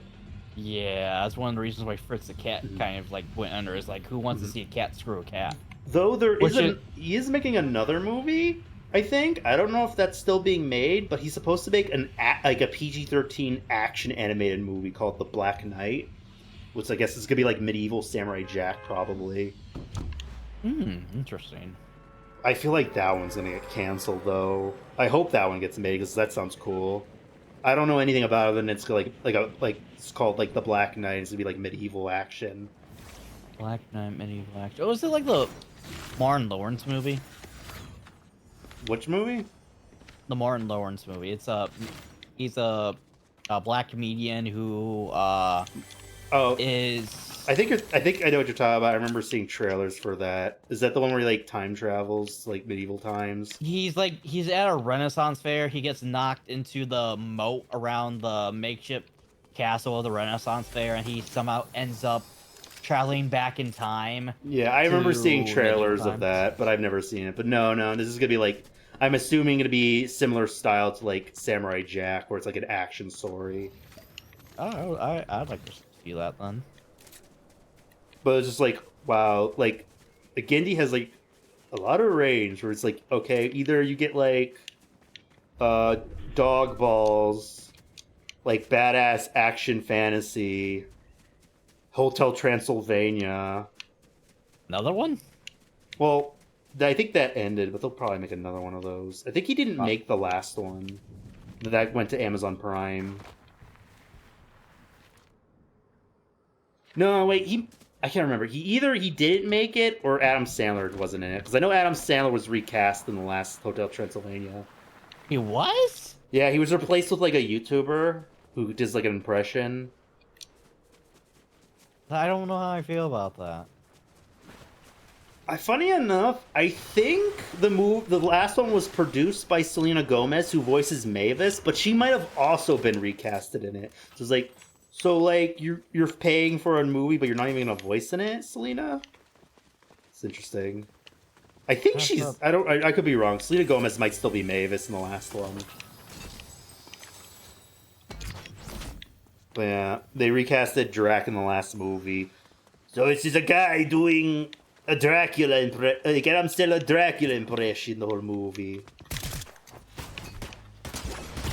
Like, he does okay. I haven't seen it, but like I've seen clips. He does okay. I believe he also did the temp voices for like shorts. So like he's not like a new guy at Hotel Transylvania. He's just like the temp voice actor for like commercials and like shorts. Just got promoted as the main star. That's good.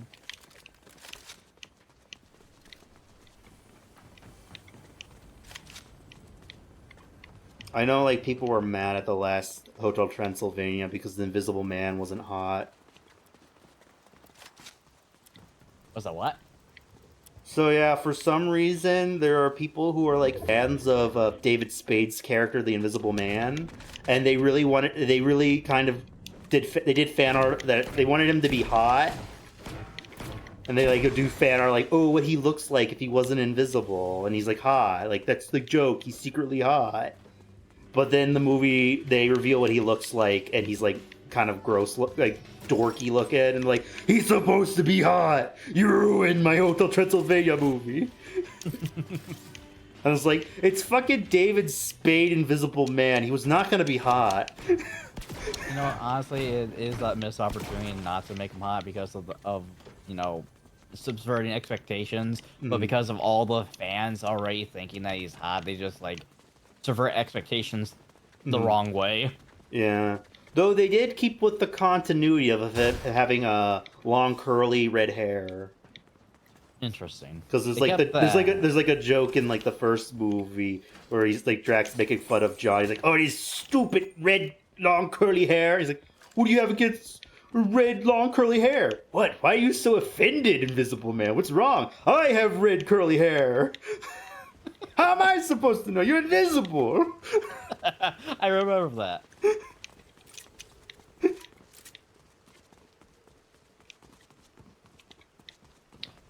Oh, somebody's down here.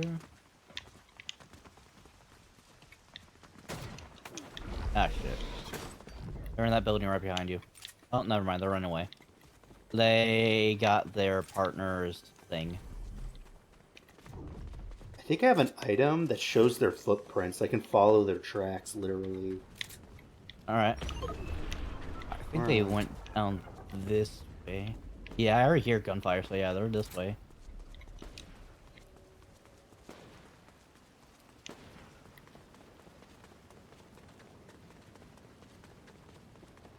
Do you think the new Powerpuff Girls will be good?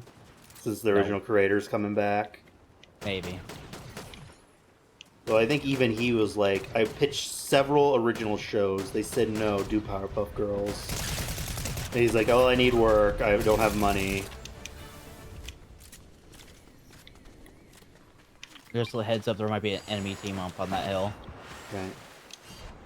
Like, I'm sure it will be good, but it's sad that they will only want brands. Like, he's made so many successful shows, they should let him do an original. Something. I was like, no, Powerpuff Girls, you're stuck with the same franchise for your entire life.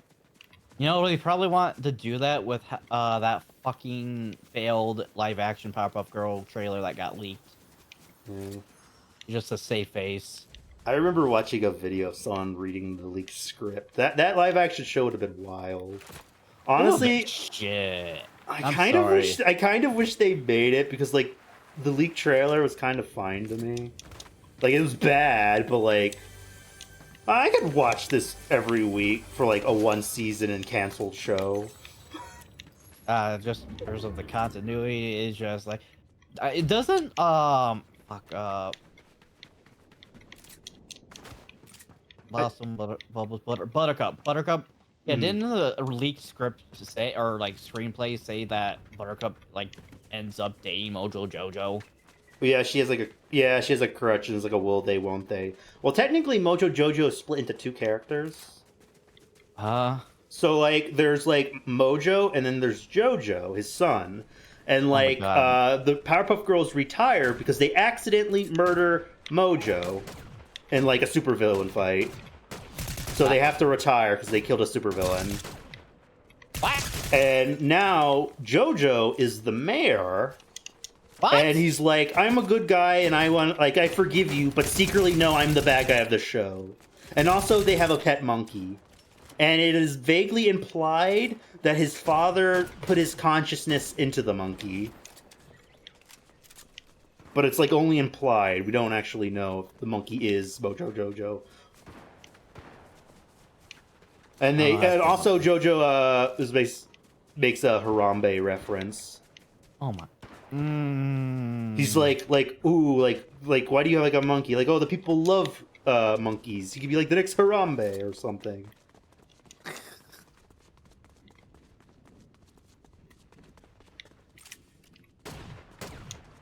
Also, I think there's like a scene where like, so like they go investigate at a bar to like talk with the Rowdy Rough Boys who are just kind of like male strippers or something. I don't know. I might be making that up. I think they were just kind of like just normal guys trying to pretend to be superheroes, but now they just work at a bar or something. But like, to your left. Shit. But like the next day after they get home from the bar, Blossom hears noise coming from upstairs, goes to investigate, and Buttercup is like banging some chick from the bar. And she's like, oh my god, ew. And she's like, it's okay, we're finished. And like, yeah, 7 times is good enough. Okay. This is a show based on a cartoon about toddlers. I don't really understand the logic of like making an adult reboot where it's like very raunchy. Like, I believe Bubbles refers to herself as a slut a couple times in the script. I don't know how I feel about that. You know, I'm also trying. I don't know. Like, I think she's like having like a heart-to-heart conversation with the professor, and she's like, you know, like the movie Dirty Dancing, like the dad wanted to like protect her daughter because she's like, you know, really smart and whatever, but she also wants to secretly be a little slut, and like both is good. You just need to like accept both halves or whatever. He's like, maybe I could accept you being a slut or something. What?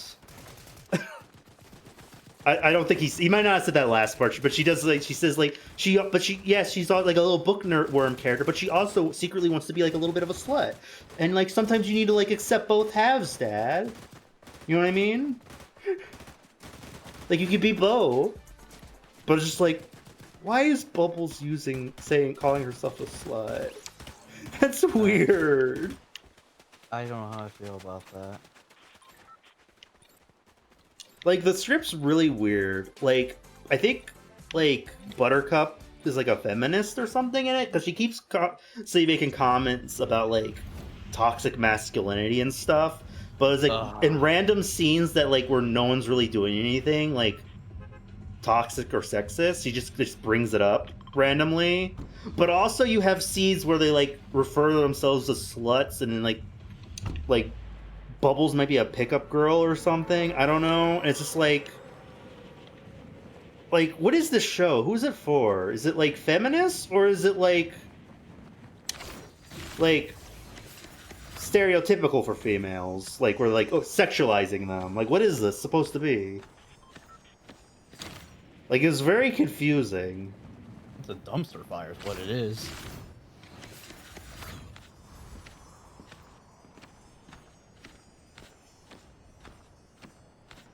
I think people said the only character they got right was Miss Bellum. Like Miss Bellum was still kind and nice. And, did they also hide her face too, or they did? They probably won't. Like, I think the professor is played by like the one guy from Scrubs, and they were kind of gonna make him like not good dad. Is that why the professor is the other guy from Scrubs? Yeah. So, like, I think it was gonna imply that, like, the professor hoaxed all the monster events. Where, like, he created the monsters so that way his daughters could, like, fight monsters so that way he could sell merch. Oh. But then again, that could have been a red herring. It does cliffhanger where he goes into a secret lab with a bunch of monsters. And, like, the Powerpuff Girls stopped fighting crime when the monsters mysteriously stopped. And now the monsters are coming back. And, like, it's like, oh, it's because the dad wants to get the girls back together to fight crime, like the old days.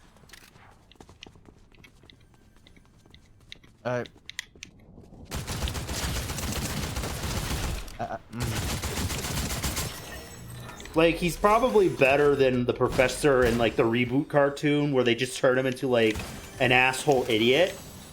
But, like, it's still bad. Like, Professor's, like, probably one of the best dad characters in cartoons where he's just really a really good parent. You know what I mean? And then you have these two Powerpuff Girls reboots where they just, like, bastardize him and make him, like, unlikable. You know what? That's fair. Like, there was, like, a YouTube channel I used to watch, and they did, like, a review of every episode of the animated reboot. And they said they would do the live action if it ever came out. And, like, they made their dad, like, you know, like he's kind of, like modern Patrick in a way, where he's just kind of, like, just stupid. And it's, like, frustratingly stupid. How? He's literally supposed to be, like, the smartest guy. But yeah, he's just literally stupid and not a very good dad. I feel offended. And it's like, he's like, how could you ruin the professor, like the best dad in animation, and you just make him an idiot? It doesn't even make sense because he's a professor. Why is he stupid? I feel like you just, like, called me a slur now. That's how offended I am.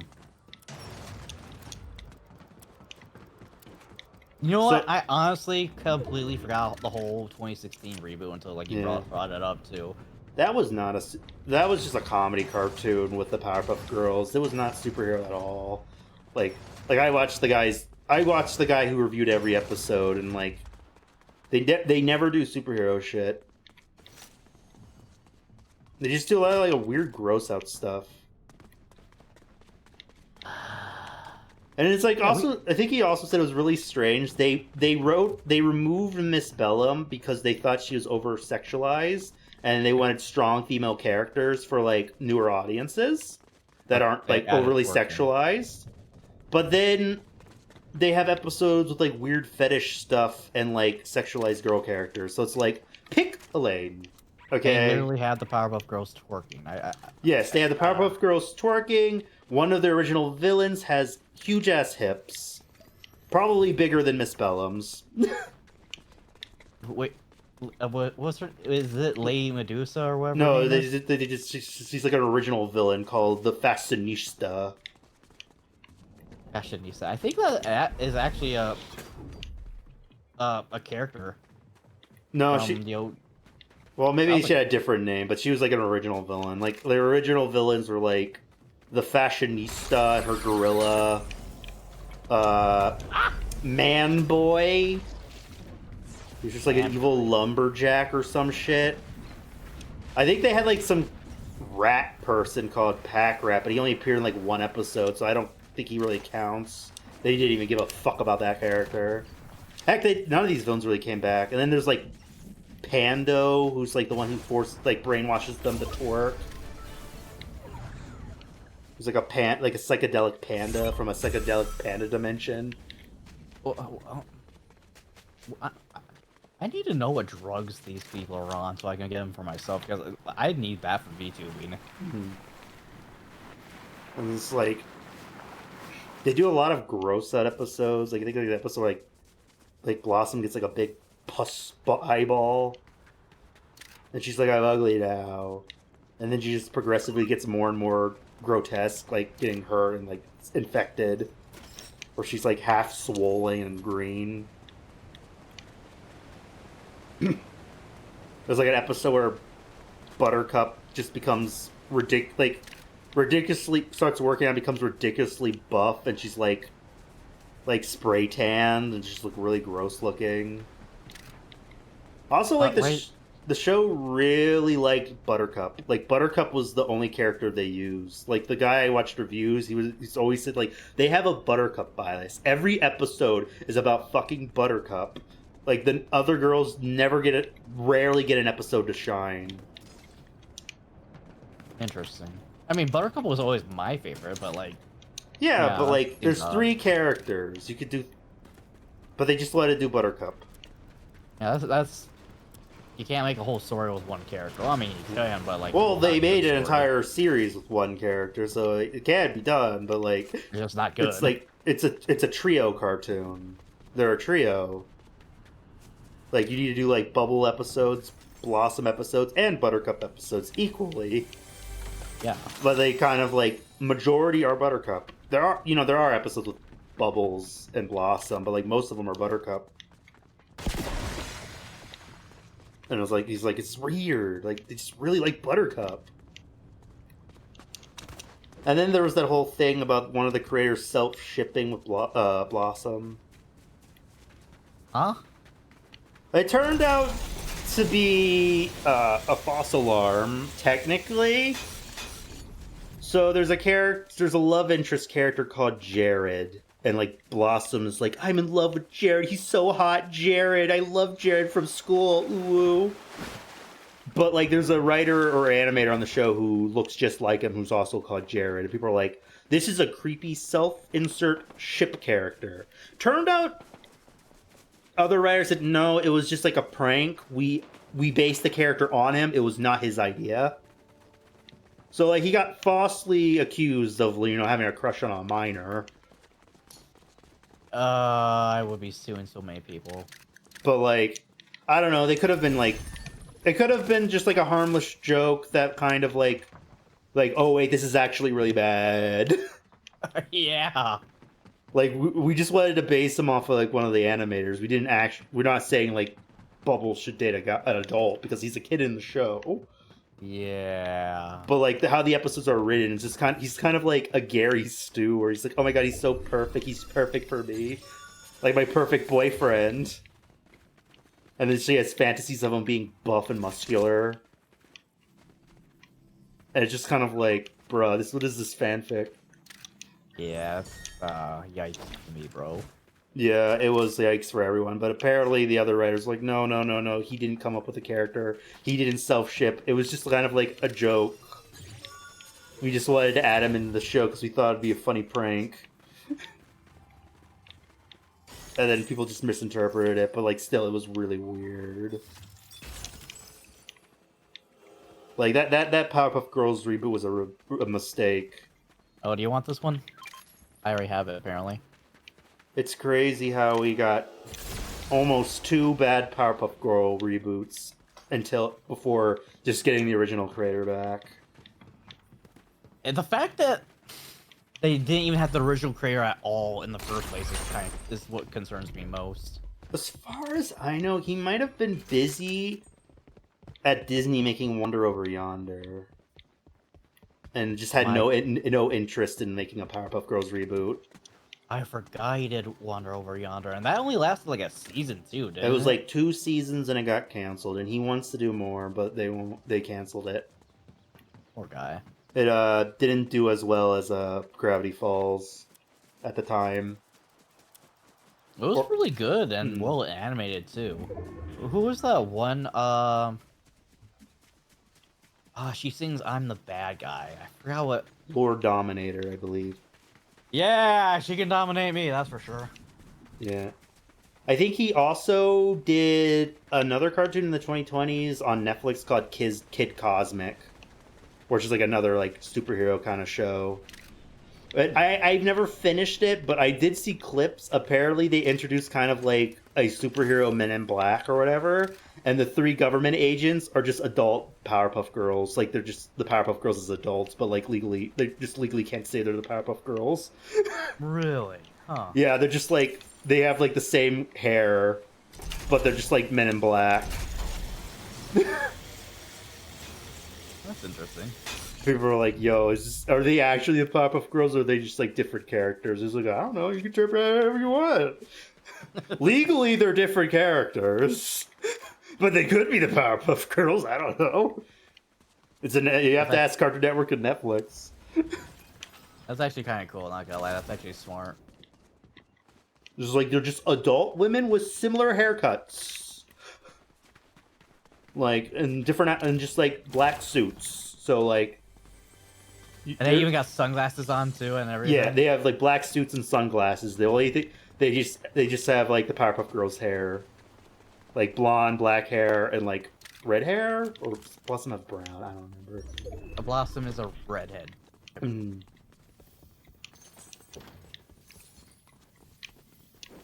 Oh yeah, I think the Powerpuff Girls reboot, they introduced like the fourth Powerpuff Girl, Bliss. Oh.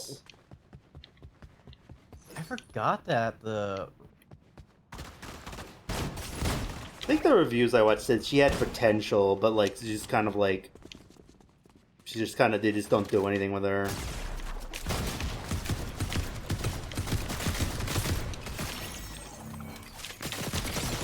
Yeah, and then by the time that they did try doing stuff, they were canceled. Yeah. She's like their older sister, like one of the professor's failed experiments or something. Yeah. Something about like her powers were like she used chemical Y or he used chemical Y for her or something. And like so she was just unstable and she just when she has like intense emotion, she just explodes like a bomb. I feel that.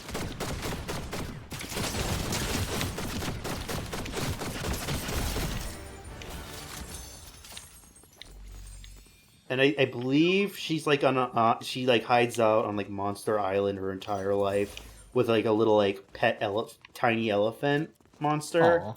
But then plot twist, the tiny elephant monster was him the whole time. Was the professor? No, him. Oh, him. Yeah, and he like fuses with Bliss to get her powers and becomes like a godlike monster, and they have to stop him. Huh. But like him's already kind of like a god. I think him might be one of the only villains they really used from the old Powerpuff Girls. I think they did one episode, only one with the Gangrene game. But then like it was like him. They only used him, and I think they used Princess a lot because she's kind of like a cell phone girl in the reboot. Like, ooh, social media, I'm so rich and famous, blah, blah, blah. It's like, of course they'll use Princess, because they could do, like, those cringy kind of jokes.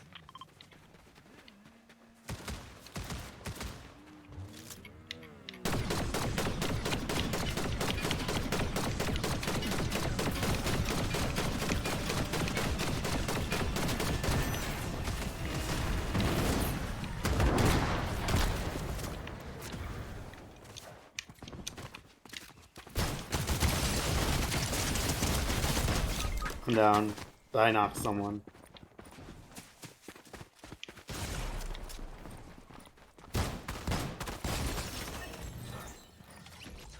Yeah, it was just like that weird phase of Cartoon Network where they're like, yo, Teen Titans Go is really successful. Let's make comedy reboots of all our action cartoons. But like... Not make them good. I just, for some reason, none of them were good. Like, the only one that really stuck was Teen Titans Go. Because Teen Titans Go is kind of funny. Like, it has some redeeming qualities, but the other ones are just, like, really boring. Like, at least Teen Titans Go is, like, chaotic and funny, but, like, the other reboots, like Ben 10 or Powerpuff Girls, were just really boring for some reason. It was weird. Yeah. Like, maybe if they had better comedy writers or something for them, they could have been successful. But I just remember watching the Ben 10 reboot. I'm like, this is boring. Like, nothing's happening. Why does the grandpa look like Peter Griffin?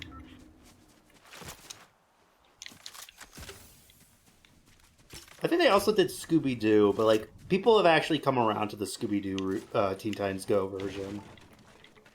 Like, alright, Be Cool Scooby-Doo's kind of funny. I think I saw, like, a clip of, like, that, like, Scooby-Doo cartoon where they look like Family Guy characters. where they almost run over like a side character or something who's like, oh my god, it's a vampire. It's like, no, Shaggy, it's not a vampire. She's just goth. And then it cuts to Fred with like a steak and some garlic, and he like angrily slowly puts it down.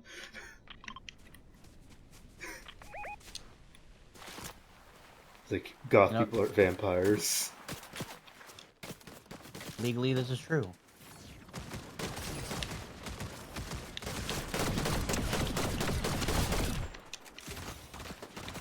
Do we know if the Velma show, if they ever resurrected her in the Halloween special? Because I know she died, became a ghost, and then they did a Halloween special. Do they resurrect her, or is she still dead? She's resurrected, but like they haven't really like, you know, brought her. Well, she's brought back to life, but like by this time, the show got canceled anyways. So it's like technically she's alive, but like, you know, wink, wink, nudge, nudge, not really. Yeah, it'd be funny if it just ended where she's just a ghost. That's what a lot of fans said that that's like their personal canon ending. But yeah, to our left. I will say, I think in a perfect world, I would say do not make the Velma show. Instead, have her voice Velma in the Scuba movie. Because I will say, she does sound like Velma. The Scoob movie already does, I believe, race swap Velma also. So, like, why not just have Mindy Kaling as her in that instead of doing a show? Yeah, but then I'm pretty sure you're gonna have some kind of, like, pettiness from her, where she's just gonna pull some kind of shtick where she's just gonna make herself unlikable to some kind of nth degree. Because, like, voice-wise, and, like, she sounds like Velma. Like, I think if she wasn't a Scooby-Doo thing, and she was not the writer, and it was not an adult show, you know what I mean? Yeah. And actually made by people who like Scooby-Doo, I think she would have been a good Velma in a movie. Because, like, the person they got in Scoob does not sound like Velma at all. Yeah. Like, the Scoob movie, it feels like they tried to pretty her up. Like, they tried to make her, like, prettier or something, and they got this like a woman with like a normal voice, and it's just kind of like, bro, people already have crush on Velma. You don't need to change anything, dude. For real. As Fred says in the live action movie, chicks like you turn me on too. Nerdy chicks turn me on too. Across the bridge. But yeah, I think they should have just had her in the Scoob movie instead of doing the Velma show. But even then, the Scoob movie wasn't good either, so like... Yeah. I think they're in that... No, over here. Like, let's get a Scooby-Doo movie where they actually solve a mystery, please. Thank you.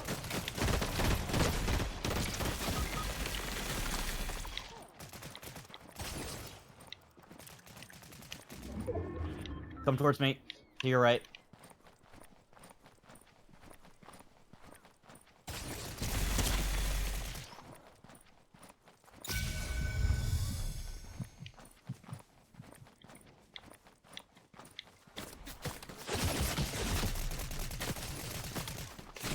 Fuck! Ah, GG. Damn it. GG. Oh, I got killed with a rare, too. Son of a bitch. The funny thing about, like, the Velma show, though, is I don't think they were legally allowed to use Scooby or Shaggy. That's why they, like, redesigned Shaggy to look completely different in personality and design, and called him Norville. Interesting. I went back to the lobby, by the way. And I my theory is the reason why they changed Shaggy and, like, weren't allowed to use Scoob is because they're the most marketable to kids, and they don't want, like, brand confusion. They don't want kids to Google Scooby-Doo and see, like, Scooby-Doo, like humping something or, like, ripping someone's skull open. So they're like, you can't use Shaggy or Scooby. You can use Norville, as long as he doesn't look like or talk like Shaggy, and he's not allowed to do weed.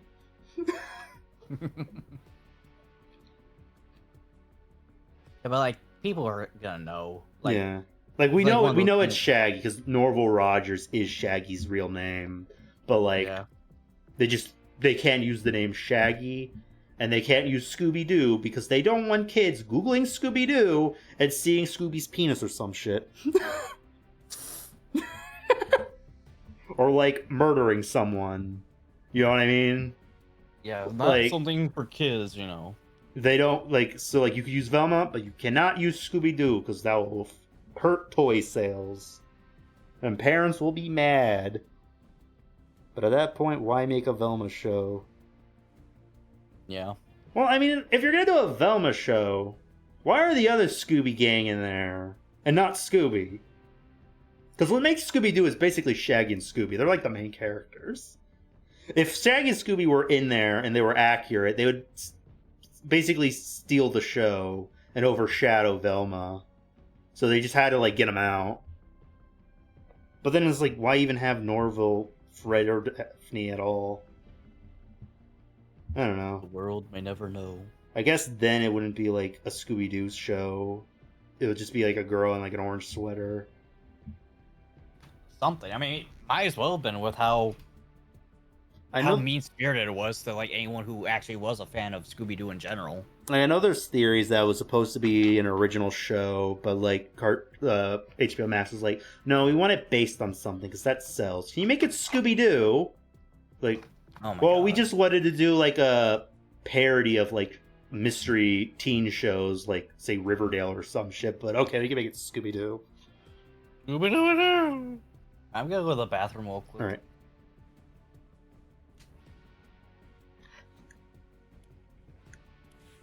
Ba ba ba. Oh, I got rewards. Guess I can get them all. Ooh, V-Bucks, let's go. Oh, I can get a couple free V-Bucks. Maybe I can actually get the Battle Pass.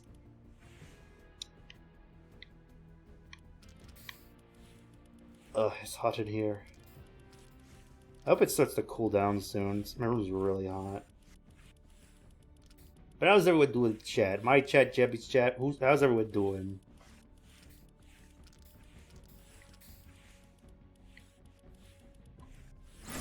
I'm gonna get the V-Bucks. Can I grab the V-Bucks, please? Thank you.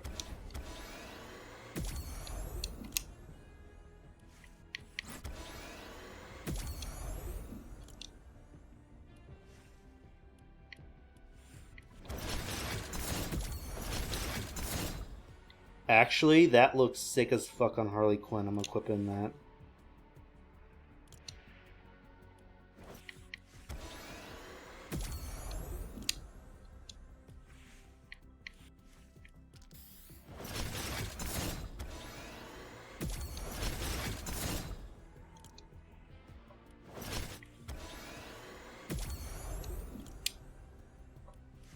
Alright, the prizes. So one. Probably can get like one more. One more V-Bucks so I get two. Alright, so I get 2 more V-Bucks. We're still short on the Battle Pass. We're probably gonna have to skip this Battle Pass. But I still have a free reward? What? Where is it?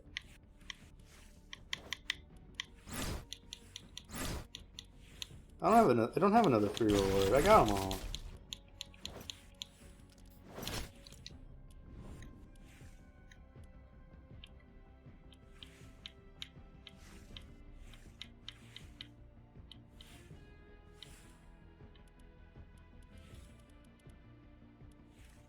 Oh, I just realized I have the Harley Quinn skin now. People are gonna think I bought Harley Quinn. No, I've already had her.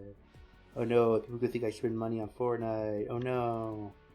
They're gonna think I'm a noob who buys stuff.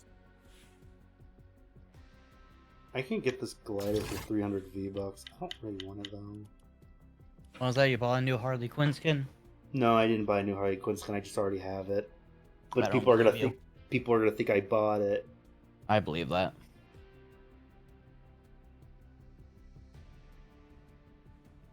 I wonder when that adult Flintstone cartoon's coming out, or if it got canceled again.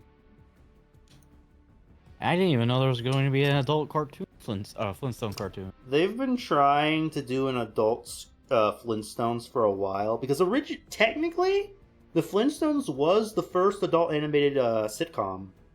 Because like yes, it is family friendly, but it aired on prime time, not a cartoon. Well, there was no cartoon channels at the time, but it was. And they were also sponsors for a lot of adult products like alcohol and cigarettes. So like they've been trying to get like a reboot of the Flintstones for years, but just kept not working out. There was even a DVD trailer, behind the scenes trailer on like a Family Guy DVD about Seth MacFarlane saying, "I'm making the Flintstones reboot," and everything. But then Seth MacFarlane dropped out of it because while writing it, he realized like he couldn't figure out a way to differentiate Peter Griffin and Fred, and he didn't want to just turn Fred into like Peter Griffin. So he's like, I don't think I'm a good fit. Even though Family Guy was inspired by the Flintstones, one of my inspirations, and I'd love to do the Flintstones, I don't think I can do Fred justice. It would just be Family Guy but cavemen. But apparently we're getting another one that's going to be about like adult Pebbles, and it's going to be about like a modern Bronze City, like the Bronze Age or something. And then like Fred's going to be like, "Where's all these like phones and stuff, bruh?" Like, oh, it's like modern thing, but Stone Age. Which Flintstones always has been, but like, I feel it's gonna be like more modernish, and it's like, it's probably gonna be cringe. I don't really like it when they bring back an old franchise just to see the reactions to smartphones or social media. It's weird. Done badly. It's just too in your face because it's like, okay, we're rebooting it. It's a time skip. We're gonna have to show the gimmick is like them reacting to phones and stuff, and it's too like on the nose and in your face. It's just like, can we just do like natural episodes? Like they could have a cell phone. Do we have to have an episode where they learn what a cell phone is? Well, it's kind of what the premise of what King of the Hill is in general. Yeah, that's why I'm kind of worried. Well, no, that's how it's always been with King of the Hill, because it's always about some rural average Joe who basically is having to deal with the ever-evolving economical societal issues of, you know, going around, because like he's always old-fashioned, you know, with the exception of like propane. Mm-hmm. And then you take, and the reason why it's a time skip is because I forgot what they're called. They're called work neighborhoods or something like that, or worker neighborhoods, where like a company will own a neighborhood for people who are like, you know, working out of the system, you know, like, you know, because like the story is Hank gets transferred to Saudi Arabia to work in one of those to live in one of those worker communities, because his propane job just, you know, is starting to do business in Saudi Arabia, and so they transferred Tank there with his family, and so that's why there's that, you know, time skip. So are they gonna do like a time, like he's a man out of time thing? Yes. That's kind of lame. Like, why does he have to react? Like, he can react to stuff, but like, again, it's like what I'm saying. The gimmick's be like, oh my god, Hank Hill with cell phone. That's so crazy. Like, he should just know what it is and just not really understand it. Well, he knows what a cell phone is, but like, we don't know like to what degree he doesn't know anything, because at some point Bobby does come back to Texas for college, so he had to come back like within, because like canonically King of the Hill ends in the year 2011. So, and by the time they come back, I think it's like modern day era right now. So they've only been gone for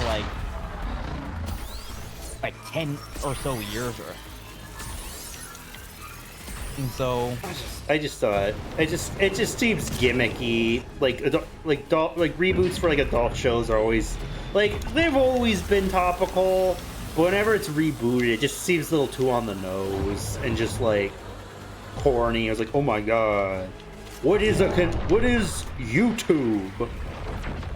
what is like it makes sense for King of the Hill, but I just know it's gonna be out of it's gonna feel like they're writing it in obligation, like they're obligated to write about this stuff, and not because they have a genuinely good idea for an episode about it.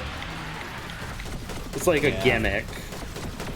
Yeah, that's the unfortunate part. That's why I say, like, if they do it smartly, like King of the Hill, for example, okay. But, like, you know, that's the unfortunate part, is like it's likely not. I think I felt that way with like the new Futurama a little bit.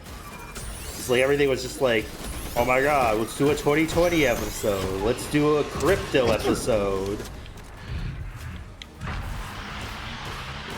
I think you showed me an episode of the newer season and it was like, oh, this is just Squid Game. Yeah, or it's a Fry episode, but they do it with a Squid Game theme.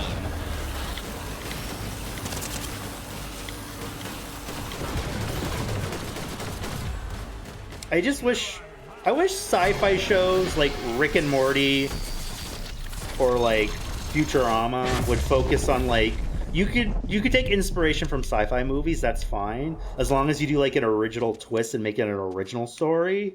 But a lot of like modern Futurama and Rick and Morty is just like, oh, remember this franchise? We're doing a parody of that. Yeah. It's just like the Squid. Oh, it's Squid Game. Remember Squid Game? And it's like, just write a Futurama episode. Yeah. Oh, run. Like the Futurama reboot was fine. Like the Hulu stuff, like it was fine, but I just didn't think it was good as the older stuff. I feel like they need to focus more on their sci-fi writing and comedy, instead of just doing like the thing with Futurama is it's always been topical, but it would be topical with a sci-fi twist, you know what I mean? Yeah. Like, oh, it's similar to what's like in our world, but like it's weird and sci-fi, and Fry's like, oh, that's bizarre. But I feel like newer episodes, like the COVID episode, it's straight up just COVID. There's no sci-fi to it. In fairness, you know, Omicromians, you know, the Omicron variant, you know. Yeah, but it's literally they're using Zoom. They have face masks. There's no sci-fi towards it other than like where it's from. Yeah. Like, it was just COVID. Like, it just felt lazy. Yeah. Like the twist is like voodoo. It's voodoo is what they say is the cure for. Oh, you're right there. Never mind. It's the cure for the Omicron virus, but it's like it's just regular medical science. Yeah, but again, that's not regular medical science. Isn't sci-fi. And the funny thing is, we already had a quarantine episode that had a sci-fi twist. Yep. So it's like there's no need to do a 2020 COVID episode. You've already done this. I don't think that episode was the best episode, but I'd say it was probably better than the Hulu one. Yeah. Like both of them are kind of lame, but like, but still. Like the Squid Game episode, yeah, you got aliens, but it takes place in the memory of Fry's house, so it just looks like modern day. Yeah. Like I don't know. And then you have the episode about like mining crypto, and it's a Western episode. I think the finale was interesting. What they did, like the are they in the Matrix or not? That felt sci-fi. Yep. It just feels like the new writers wanted to focus more on the character dynamics, because they really like, all right, Fry and Leela are in a relationship, and it's a positive relationship, and they're gonna stay in a relationship. No more it will they, won't they? Because we want that now. Like that's what we wanted growing up watching the show. That's what we're getting in this reboot. Mm-hmm. Like it was like written by fans who just want to like focus on the characters, but like they need some good sci-fi writers too. Like, I honestly a bit ironic too, considering like originally it was all Harvard writers who are all like big sci-fi geeks too that were like the original writers for the first 2 or 3 seasons of Futurama. Then when they left, that's when you can start seeing a lot of the sci-fi related elements starting like going downhill. Yeah.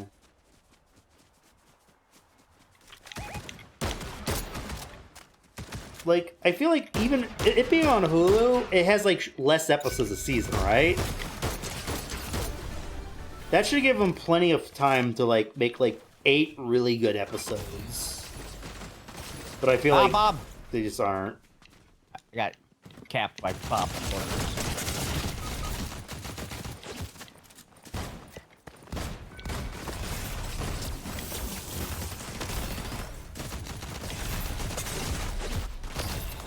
And I just think like I think King of the Hill's also going to Hulu, so I just like kind of like Damn it. Like it'll probably not be bad, but it'll just be like a blander version. Maybe. A lot of people are saying that the animation looks a little bit more stiffer than the last season. Oh, it is like it's rigged animation now, which is fine. It just they could have done better rig animation. There are rigged animated shows you can't even tell they're rigged. What is rig animation? I've heard that. It's basically like rigging a VTuber model, but like you basically make a puppet out of different parts, and then you just kind of like tweak it, like raise the arm a little bit frame by frame. So instead of drawing an image over and over again, you have one puppet that you like just like move around, kind of like stop motion, but like 2D animation and on computer.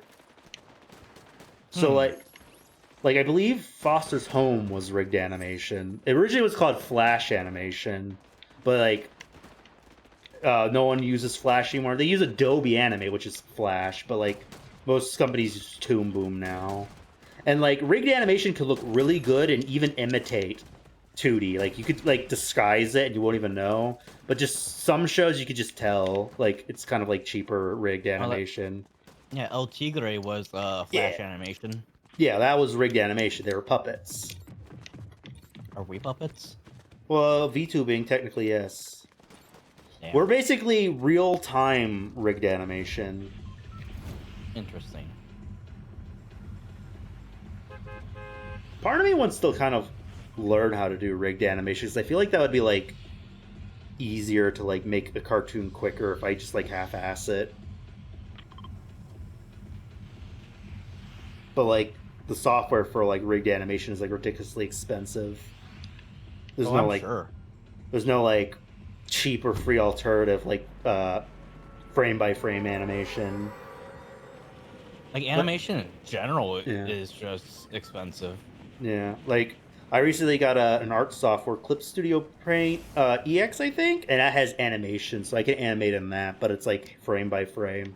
Part of me kind of wants to like figure out rigged because I feel like that would be easier. But like Clip Studio Paint was like pretty cheap.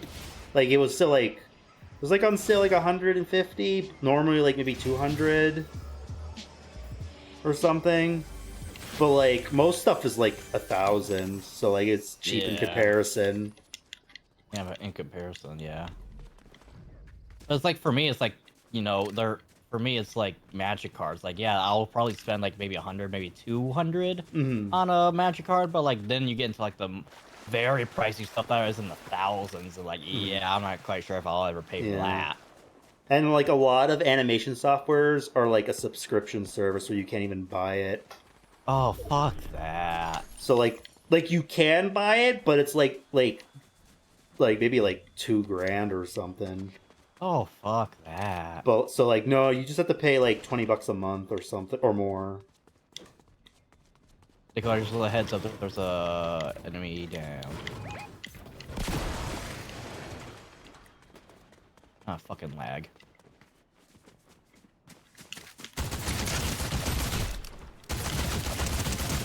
Like I believe Rick and Morty is rigged animation, and each season has gotten better and better. Same with I think Bob's Burgers. Like Bob's Burgers, like the first seasons look really stiff, but the recent seasons they have them dancing so fluently, it's weird. Honestly, they might have switched it frame by frame. I can't tell. Like, most of the show is rigged, and then sometimes for, like, dancing scenes, it's just, like, frame by frame. Could be a little bit, yeah, it could be a little bit of both. I can see that. I heard someone coming up with a grapple. Yeah, they're, like, this way, I think.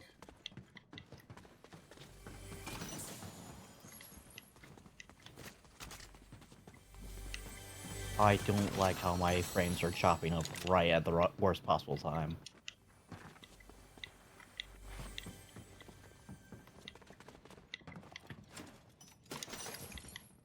You know, I think they made a Bob's Burgers movie recently, and the animation was really nice.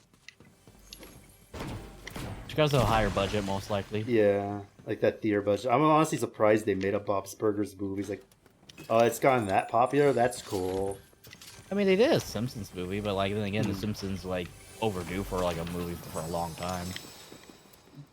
I believe they, like, when they made the Simpsons movie, it took so long to make that they had to be in hiatus because it's the same animators as the show.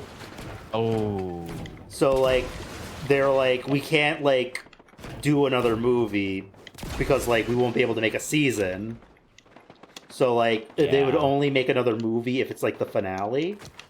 Ooh, interesting. Though they did say they had several ideas for, like, movies, but they were eventually made into episodes instead. Like, I believe there's a theory that one of them was going to be, like, them in the future as, like, adults, like, the kids as adults. Those became, like holiday specials they do every once in a while now. And the other one was going to be, like, making the aliens canon and have them invade Springfield. But they just did that as an episode. But the aliens aren't canon? Well, technically, they only appear in Halloween episodes or cutaway gags. So, like, they're technically kind of joke characters for the Halloween specials, but, like, no, let's do an actual full episode with the aliens invading, like, abducting the Simpsons. And they made that an episode. It was just kind of eh. I think they go to, like, Disney World and they get abducted by aliens. They get abducted by Disney them. World.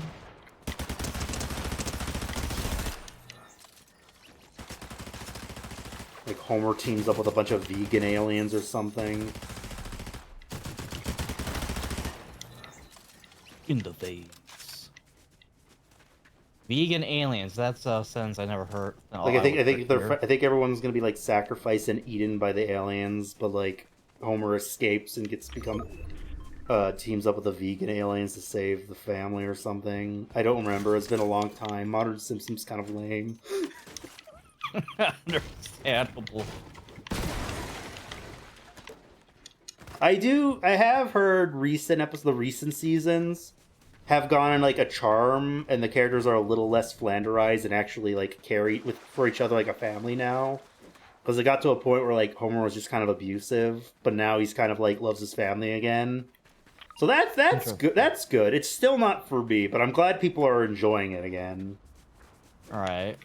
Like, it's same with SpongeBob. I do not like modern SpongeBob, but I will acknowledge that they have improved on things that I didn't like, and people like it now. So, like, it's still not for me, but I'm glad it's decent again.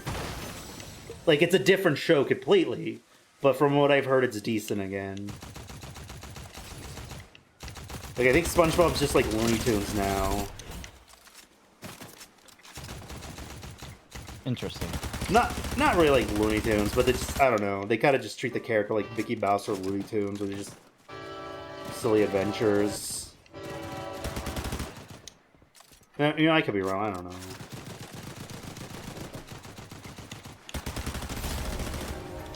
Woo! Rank A, baby.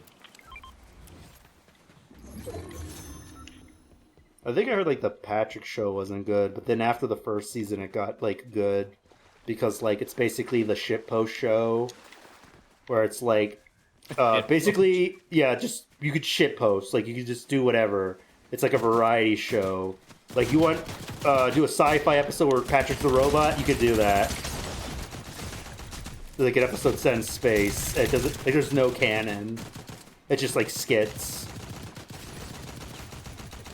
And it's just like this. The animator's like, oh, we could be as weird as we want and write whatever we want because it's like not really a structure like SpongeBob, but you can just write whatever. True. It's kind of like, I guess you could say it's like Uncle Grandpa. Good morning. Good morning. Yo, Pizza Steve. What's going on, Uncle G?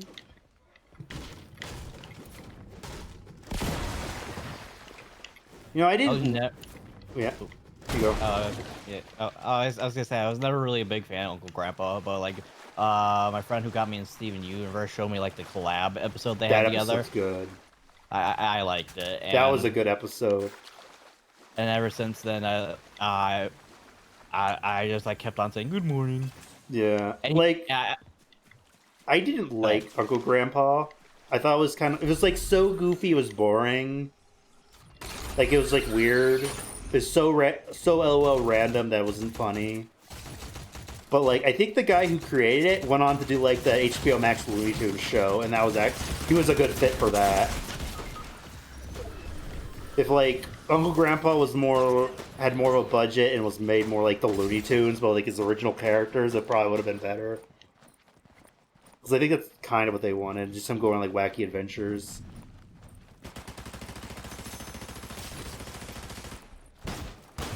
Uncle Grandpa is the uncle and grandpa of everyone in the world. How does that biologically work? I don't know. He's like a trickster god. Oh, okay. He could basically just like I don't know what he's kind of like Santa Claus, like just a magical being. But like instead of delivering presents, he just like he visits kids and helps them with their problems by going on like LOL random adventures. But like they kind of like abandon that and just do episodes of him in his RV. Okay. So that's an interesting plot for a show, but they don't do it. It's kind of like Aqua Teen Hunger Force, where like they originally pitched it as like a detective superhero show, but then after the first episode, they just like hang out in their house. You know, that's a fair comparison. It's like, okay, this is the plot of Uncle Grandpa, but we're not gonna do that. We're just gonna have him do random. We're gonna have him like talk about like wanting to eat oatmeal for 10 minutes. Same. It's like, it's oatmeal day. I love oatmeal. Oatmeal. I get kind of angry when I don't get my oatmeal. Uncle G, where's the oatmeal? Oatmeal. Oatmeal day. Guys, we all have oatmeal. Oh man, I wanted oatmeal. Oh, let's go back to sleep. I want oatmeal now. I'm not gonna lie. And I have oatmeal in my cupboard too. I think I'm gonna have oatmeal after this stream.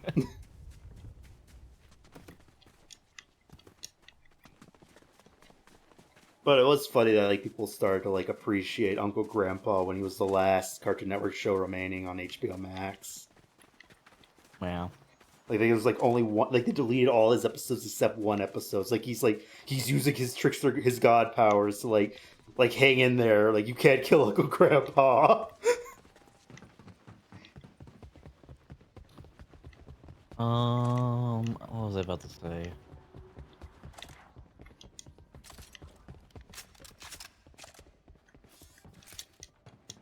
You know, it's kind of. I think like I like the part in like the end of the Steven Universe crossover where he's looking at his list of kids to visit after Steven, and it's just like a bunch of Cartoon Network characters crossed out. He's like, okay, Billy Mandy, Ben Tennyson, blah blah blah. Clarence is next. They should have done a Clarence crossover. That was a missed opportunity, just like the continuity of.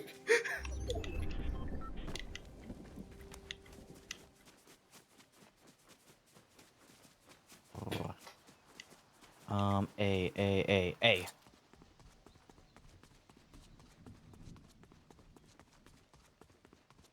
I think I remember there's like a bit in Clarence. Have you ever heard of Clarence?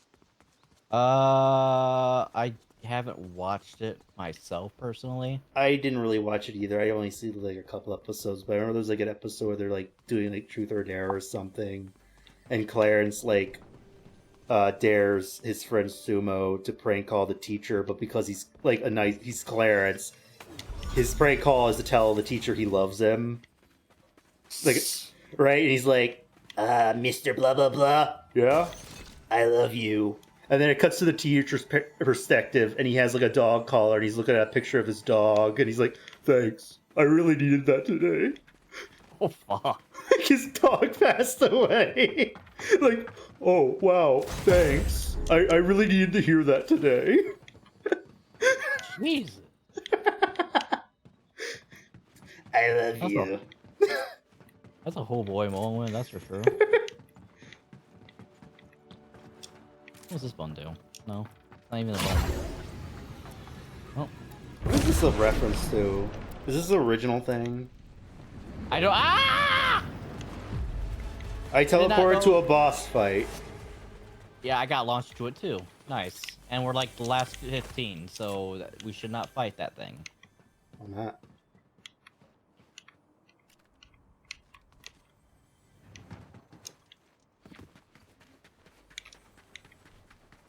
But yeah, the cartoon industry's not doing good. They won't hire anyone.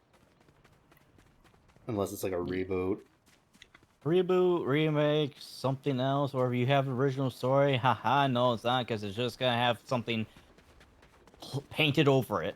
You know, it's with all the Cartoon Network sequels they announced, it's like, could you do more Infinity Train? Like, that got canceled. Can you bring that back? And like, do the last couple seasons you told the creator you were gonna let him make? Do something. Infinity Train was pretty cool. That got violent. That show got violent. Some like graphic deaths in that.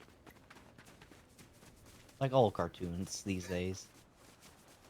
I think there's like a part where one of the main characters, it's like an anthology show where each season is like a different character on the Infinity Train. One of the characters like kicks one of the bad guys into the train's tread wheels, and he just grinds up. Oh, damn. Like, he's made out of chrome. He's like from a Mirror World train car, so like he's just bleeding like chrome blood. Oh. But it's like really graphic. I think like another, like there's like these bug things outside the train, and they like suck your life force, and they do it to someone. They disintegrate into a skeleton. Oh, that part I think I did see. Yeah, I've only saw the first two seasons. I gotta watch the last two, but you can't watch them anywhere. They're deleted. That's shitty.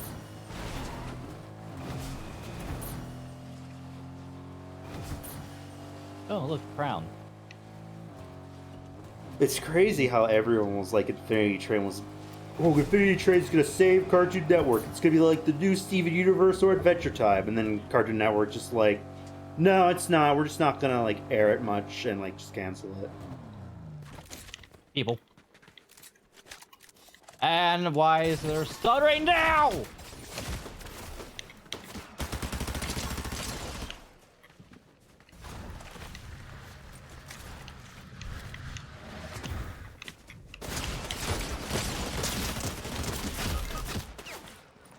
Okay, we knocked each other down.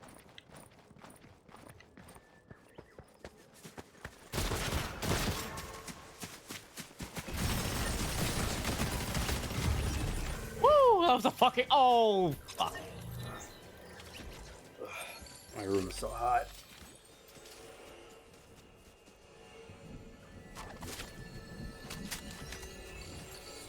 I'm still genuinely curious if they're gonna release that Netflix show from the creator of Gravity Falls, or if that was just canceled behind the scenes. Probably canceled behind the scenes. He's been working on that for years, but like I've heard nothing from it, so it just feels like it was just canceled and never animated. Oh, I hope to God I can find a place to resurrect you, Dakota. Everything else just seems like it's gone. Yeah. what sucks is that there's only me and like two other teams left. Oh wait, maybe I can get you down there. You know, they just brought back Phineas and Ferb. I wonder if Alex Hirsch would ever come back for another season of Gravity Falls or a spinoff. Maybe. I think he wanted to do 2 seasons and done, so that way he had like a complete story. Like, would he come back for like another 2 seasons? Like a spinoff, maybe, for Disney Plus.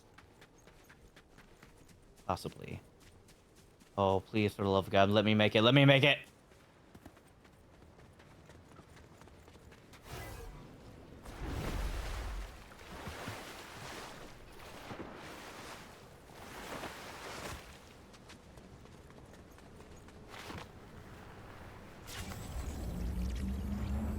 Try to go back to your body where you died if you can, because that's like probably the best spot to get like good gear. Okay.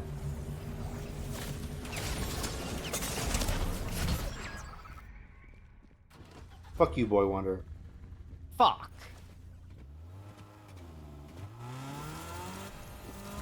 Dang, got. Damn you, Eminem.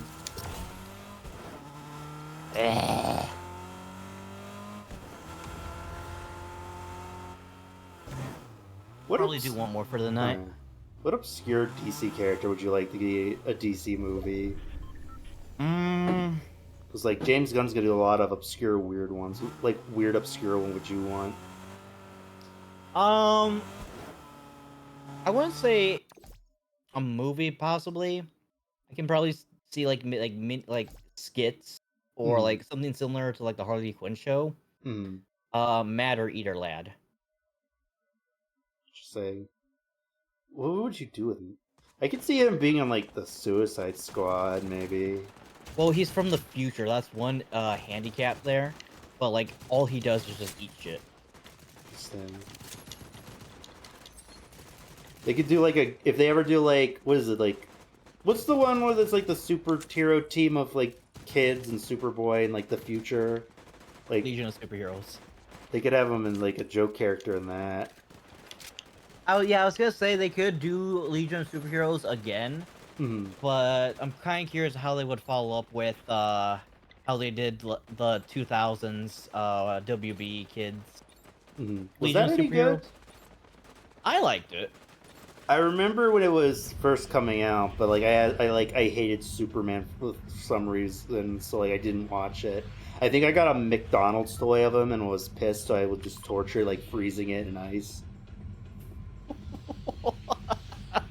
And I was like, yo, Ma, Dad, can I melt this thing? And like, no. Like, bam! Like, plastic fumes, no. Like, God damn it. I think I remember that same kid. Yeah.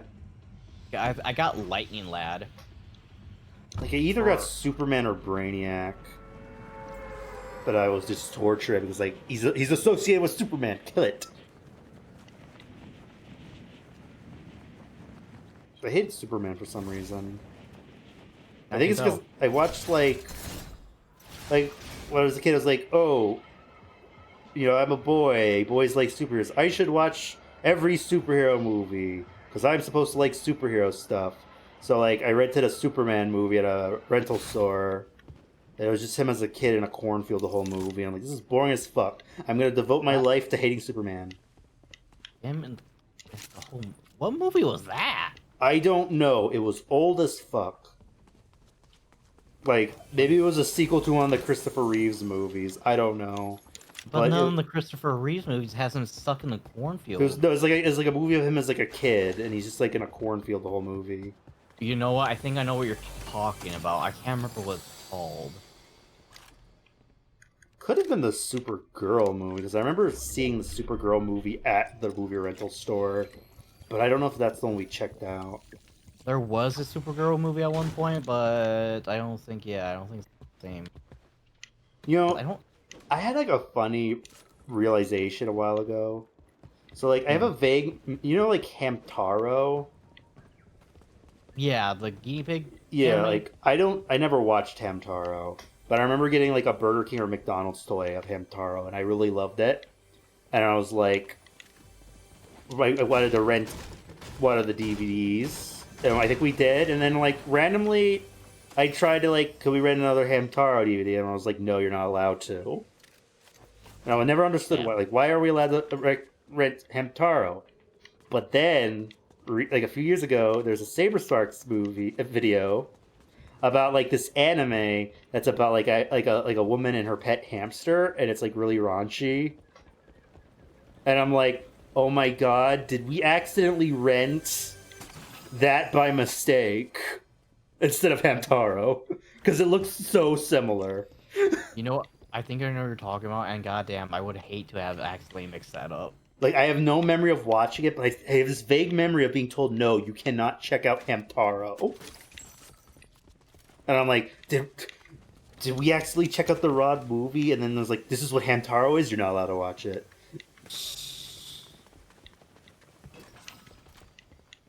Like, I'm probably wrong, because that's just like a theory I have. Like, did we rent the Rod movie? I don't remember. It was so long. I was so small. So tiny. Baby dear. I just wanted to watch cute hamster thing. What is Hamtaro even about? You know, that's a good question. I have no idea. I just know of its existence, and that's it. It's just like a cute hamster doing cute hamster adventure stuff. Is it just like a Hello Kitty type shit, where it's just like, he's just a cute mascot, and like, oh, collect the little plushies of the hamster? I think so, honestly. Because it's like simple, cute, marketable. Hmm.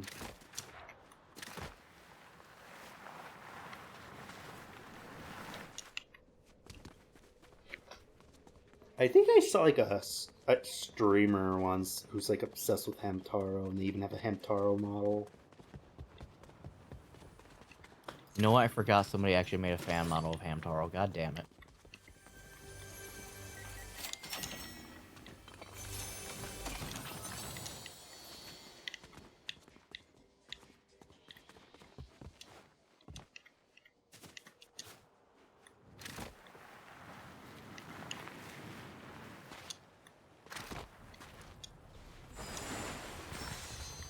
I technically drew a model art for like me as like a Hello Kitty if I ever wanted to play the Hello Kitty Island Adventure. I could like rig it.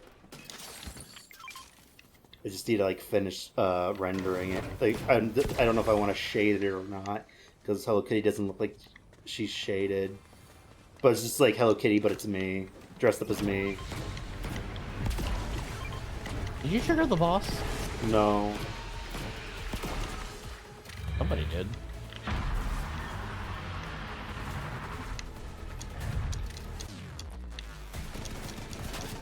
Yep.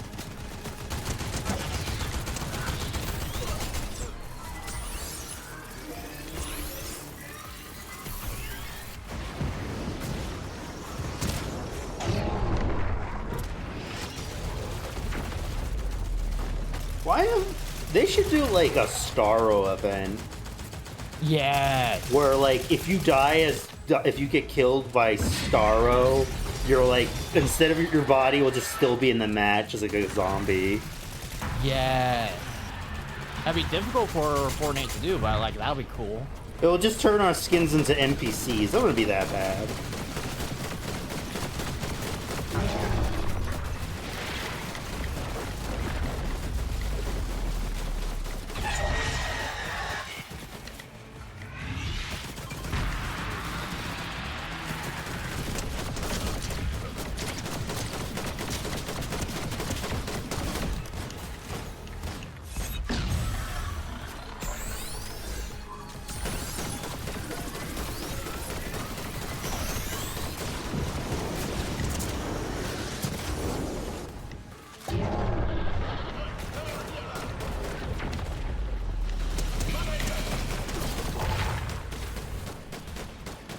Die, please, die.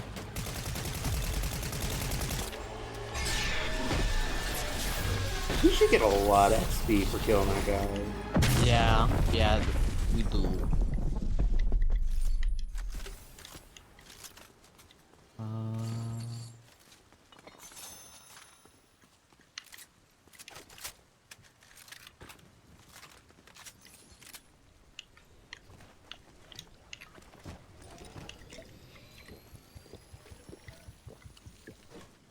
down here? Oh, dog treat.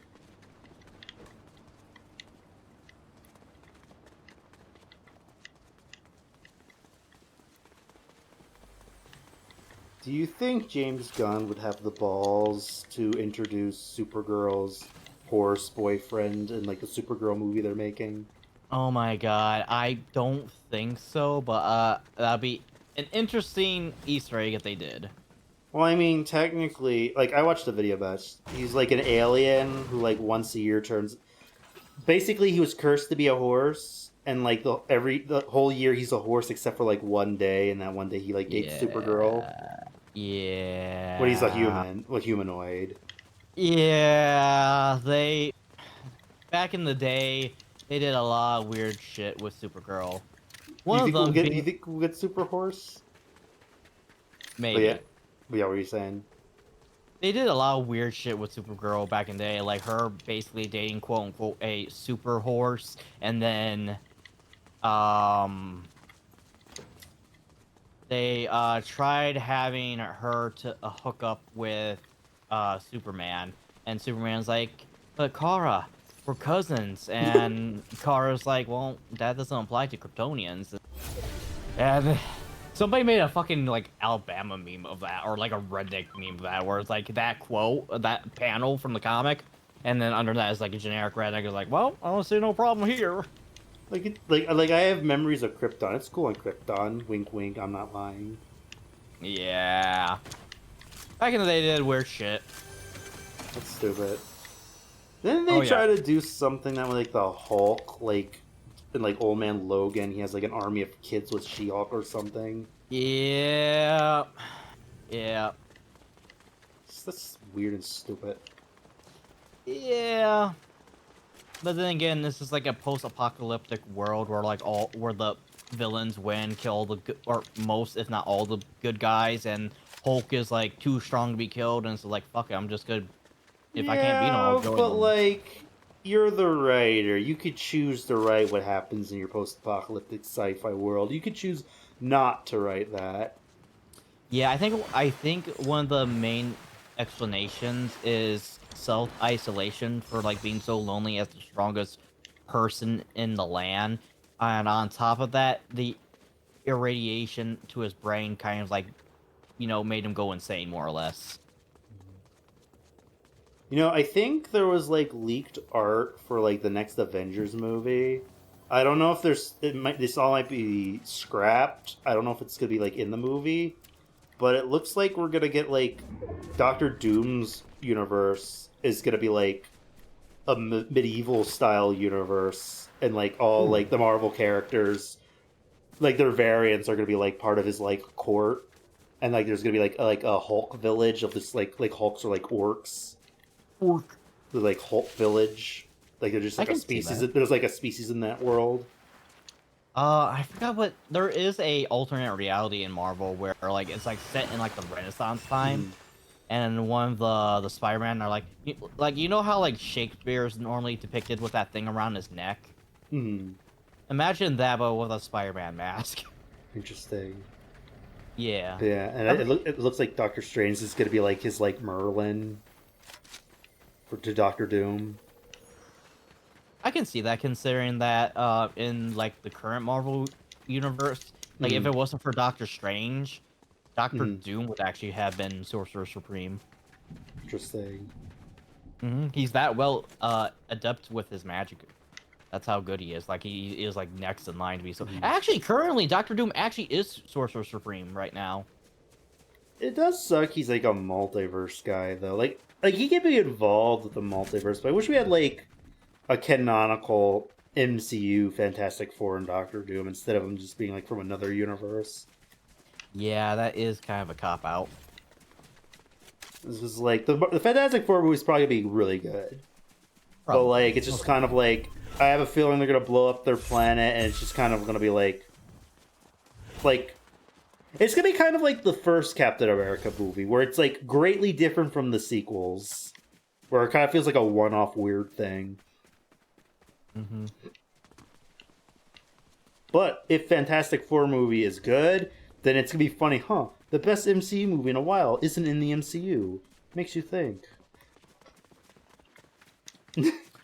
You know, I hate how you're right about that because technically, this is why I don't like how Kevin Feige is dude, comics looking for more. The MCU is actually our Earth 616. I'm like, I fucking hate that so much to the nth degree.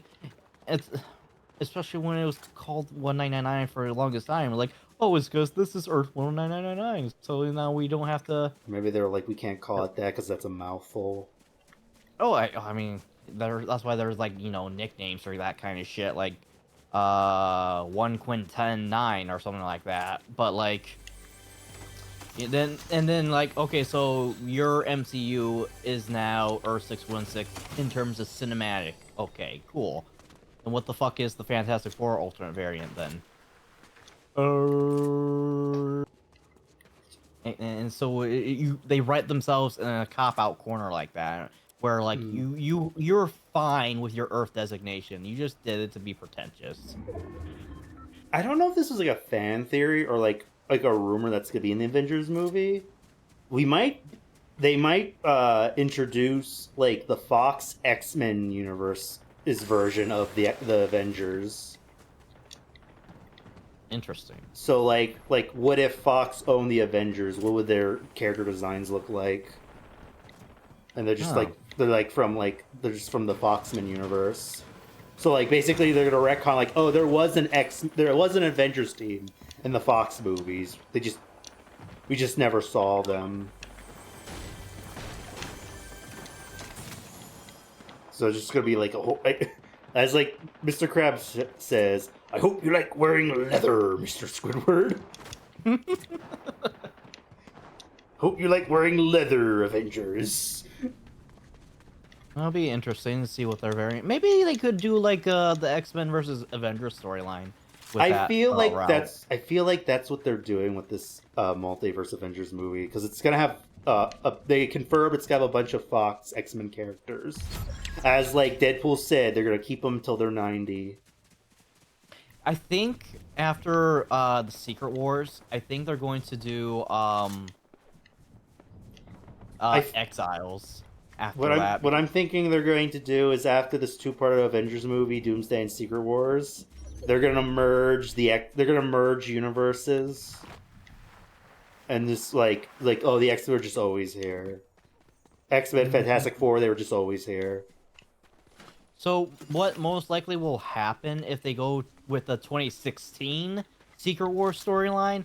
Basically, some powerful reality warping being is just gonna reset the multiverse and fix it all over again like nothing happened, and pretty much rewrite the main MCU universe with like the Fantastic Four, X-Men, and all of that to have them already be in it.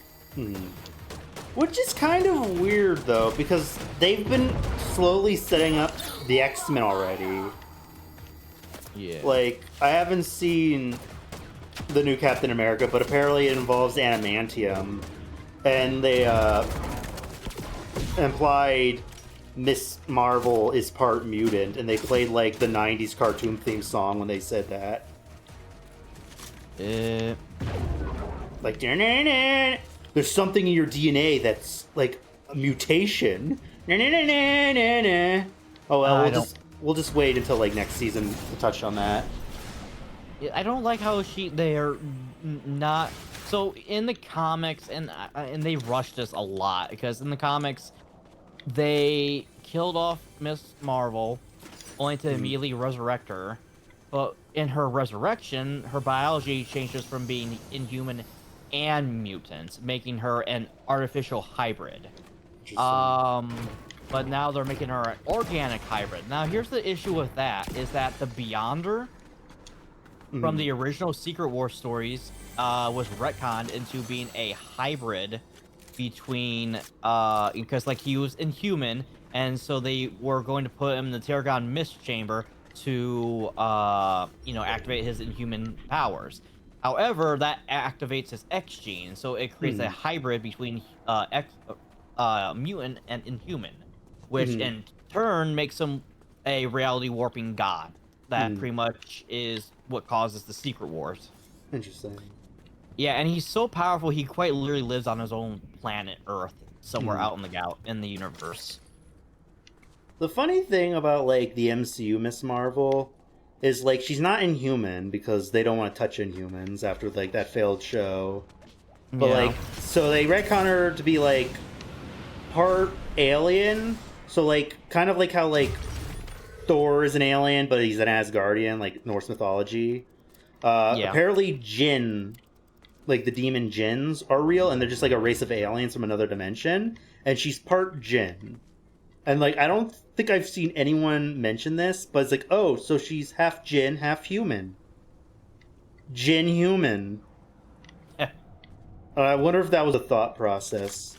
I think they wanted to like make her origin fit more with like the character's like culture, kind of like Black Panther's like heavily like about like his culture in Africa.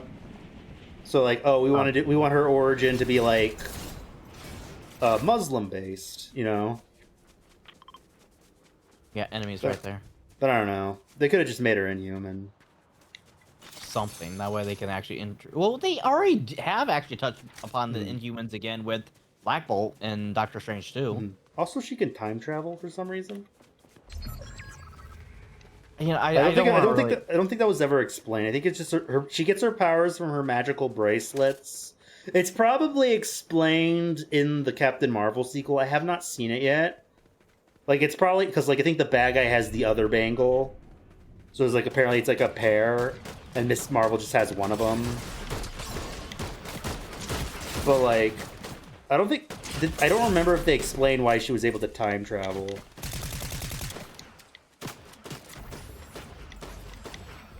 I don't think so either, because I don't even think she does so in the comics either. Uh-oh. I think it was so they could like show like this historical event. I think it's like when like Pakistan and India like separated. I think it might be another. I'm sorry if I'm wrong. They wanted to like show that part of history of like her like grandmother when she was young. Perhaps. It has a name. There was a Doctor Who episode in Whittaker's season about it. Yeah, I know what one you're talking about. I actually watched that one. It's actually quite sad too because this actually had to do with the separation of Pakistan and India, I believe. Yeah. So basically, they wanted to do an episode about that. So like they have her like the bangle is like her grandmother's or whatever because she, I think, must have banged an alien. I don't know. Maybe. I don't remember. But like it's interesting to see like historical stuff depicted in superhero stuff because I wouldn't normally watch period stuff. So like it is cool like seeing the stuff touched on. Like in like something like I would watch, you know? Yeah. But I don't remember if they explained why she was able to time travel there. The world may never know. Criminy. Stretching, my cat's trying to paw me. Good kitty. I've literally heard like no one talk about the Captain Marvel movie. I genuinely want to know if it's good or not. Like the sequel. I've not heard good things about it, honestly. I've heard some people say it's fun and fine, and then other people like it's kind of hard to trust Captain Marvel criticism because yes, her first movie's not the greatest, but there are like weird YouTubers who made their entire channel and personality just like shitting on Brie Larson and Captain Marvel. It's like, dude, it's like 5 years old. Shut the fuck up. You know what I mean? So like it's kind of if you pay attention to people like that, then sure, but like I don't like I like you know my disdain for new Disney Star Wars, right? Yeah. They're like here's the issue.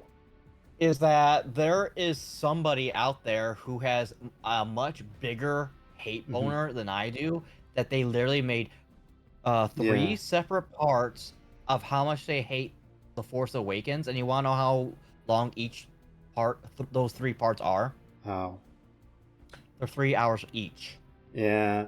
Like, there are people with genuine criticism. Like, nothing should be excused of criticism. Like, if something's bad, you should be able to voice your criticism.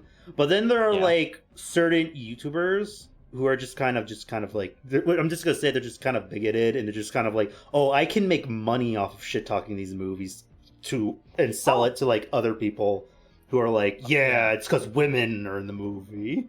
Oh yeah, it's definitely those people. Like if it's fuck just those kind of fuck those people, and if it's just those people, then you have the right to just ignore their opinions and just give them the bird. But then like you have like people like me, Angry Joe, Altiori, and I could probably name a couple. Critical Drinker, or what's another one? I think there's another one on top of my head. Can't think. Hello, welcome in. How you doing? Welcome to the chat. That's a plus, Maka. I like giving hip hats to chat. Welcome in. Man. There's just a lot of like grifter YouTubers who are just like, oh, we could like market off of like shitting on like women or whatever. It's weird. Yeah, but also at the same time, there's also grifters in like so many other regards. Like, I have a friend who tries to like defend what's his name? Something Shankar, the guy who produced the recent Devil May Cry anime. Mm-hmm. And like, that's a rabbit hole we could go down where you're gonna probably me rant a lot if we ever do like a podcast or anything in regards to Devil May Cry and that particular anime of his, where it's, for one thing, he thought, in his own words, I don't know if he was kidding or not. One of my friends who has watched that segment of this interview with Kenny Omega, even says like, "Oh, he's clearly joking, bro. It's just a joke, bro." And I'm just like, over here, are you sure? He seems very adamant about this, especially since some other fuck, what are these websites called? Journalist websites even quoted his angst towards him being unhappy for not being the person who quote unquote resurrected Devil May Cry, because and he even says, "Oh, this is fake news." True. This is quote unquote journalism, and then those same journalists kind of brought the receipts of the exact clip and timestamp and video he had the interview on, where he says he was unhappy and disappointed with that he wasn't the one that brought Devil May Cry from the grave, because I don't know when he was approved or greenlit for his production on his Devil May Cry anime, but by the time he says, and I quote, "By the time that I was greenlit for my Devil May Cry anime, a month later the announcement for Devil May Cry 5 came out." Here's the thing about that, just letting you know, Devil May Cry 5 came out, started doing advertisement mid 2017, and it didn't come out until 2018. So I'm not quite sure how he couldn't just work around that or something like that. And but he says like, "Well, if I knew Capcom was gonna do another Devil May Cry game, I would have done a Street Fighter anime." And I'm just thinking that's even a worse excuse then, because if this was in the 2017 to 2018 range, Street Fighter 5 just came out around that time period. That's what, more recently too. So like, why? Did he want his anime to be the definitive new version of it? That's how it was made out to be in both the clip and the quote. Yeah, like animated stuff is usually never the main thing when it comes to video games. I mean, it could be, but like, it'd have to be like super successful in order for it to be like considered the main definitive version. Yeah, and I will give him some leeway, because around this time, Devil May Cry had a dry spell for a good minute, because back in 2013 they tried doing a Devil May Cry reboot called DMC Devil May Cry, even though the DMC is Devil May Cry, so it's literally called Devil May Cry Devil May Cry. Anyways, the reboot did not do so well. It had great gameplay, it lacked writing and story elements, and not very good characterization. And I will die on this hill. The reboot would have probably survived if it was a spin-off and not a reboot. Because if it was a spin-off, you would have more added lore, you would have introduced new badass characters, and you would have just blown everyone's fucking mind with the world of this Earth is living in like a Spiderwick Chronicle like world where like the only thing that's separating humanity from demons is a thin veil of like invisibility, kind of. Interesting. And that's basically the premise of the DMC reboot, was to break that veil and to give humanity the freedom that they deserve. Now, the issue I have with this is that instead of the characters being Dante and Virgil, based on Dante's Inferno, which is where the namesakes come from, they should have gone with, and hear me out, Cain and Abel. Because the premise of, DMC Devil May Cry reboot was to break the veil in order to give humanity their freedom. Which, if you would have changed some characters' names, you still would have gotten that same premise straight to the point, while also not pissing off your target audience, more or less. The diehard fans of Devil May Cry, which they kind of did in the middle of the game as well, where Dante does like a cool flip, but like a gust of wind blows a particularly familiar white wig on his head, and he looks in the mirror and is like, "Not in a million years." He throws the wig in a garbage can. So a lot of the fans were not happy about that, because that was a diss towards them. And you want to know what happens at the end of the game? What? He gets that white hair. Dang. So they just made like a million-year time skip? No, well, no, not. It's like, so Dante in the series always has a thing where he conflicts with accepting his inner demon, quite literally, because he's half demon.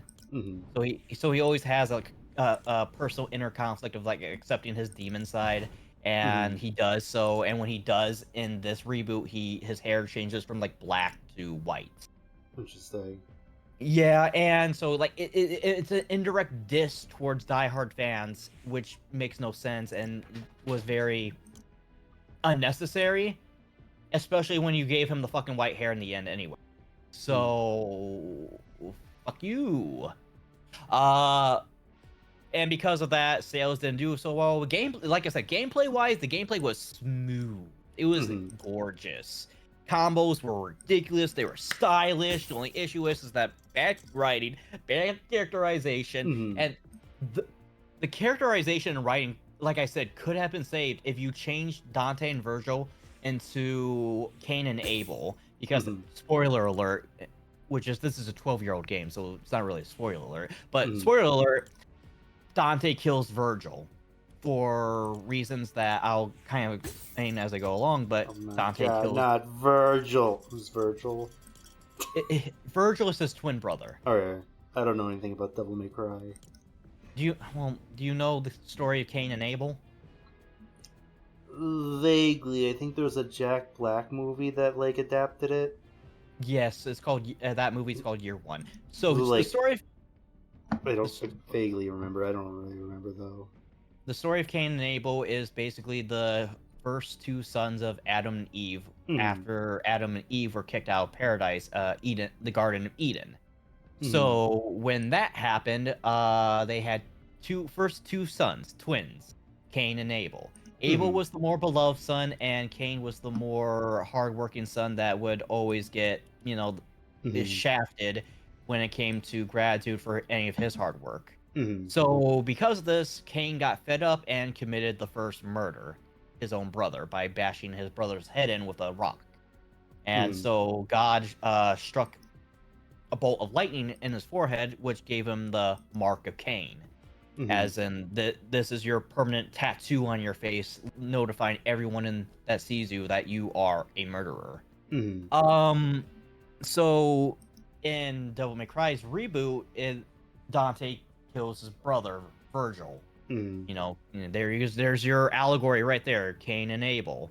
But it's a little bit of a twist because again, if they just changed the names, they would like save so much trouble because in Devil May Cry lore, thank you so much for the raid today. Let me get shout out. Been a long, long day, hanging out the sandman at your door. Hang on, leave the TV on, and let's do it anyway. It's okay, you can always sleep through work tomorrow. Okay, hey, tomorrow's just your future yesterday. Hello everybody, I'm DakotaRedhart, DakotaRedhart on Twitch, and I was just playing off some FORTNITE with vJambi. How you doing it today? I was DakotaRedhart. I lurked for a second. But yeah, like Jambi's just like talking about like Devil May Cry lore. I don't know anything about Devil May Cry, so I'm kind of following.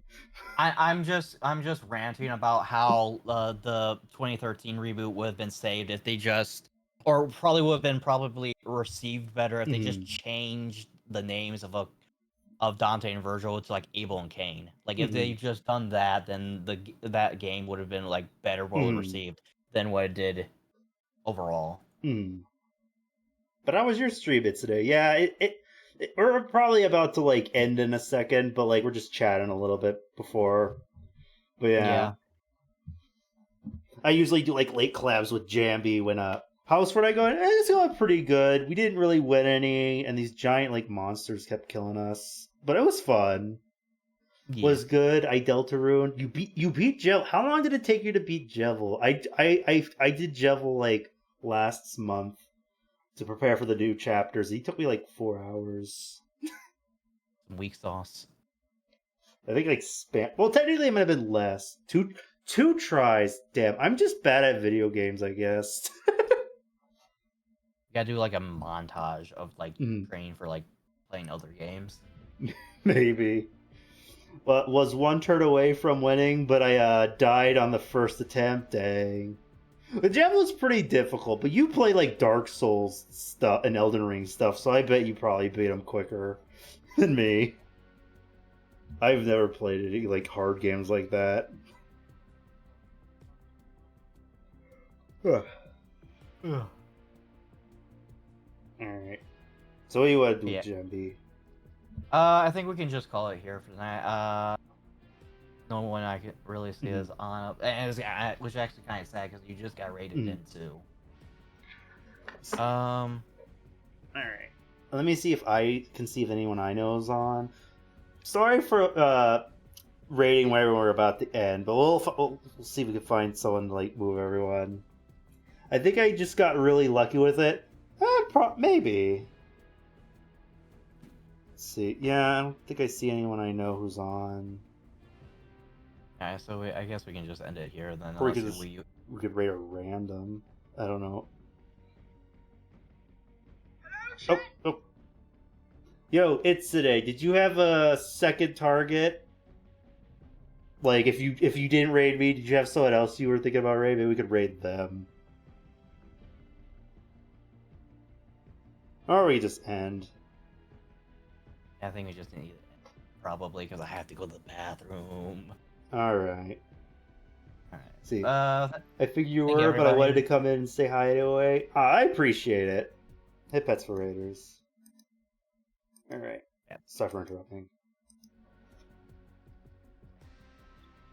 Oh, you have a few people still on? Let's see.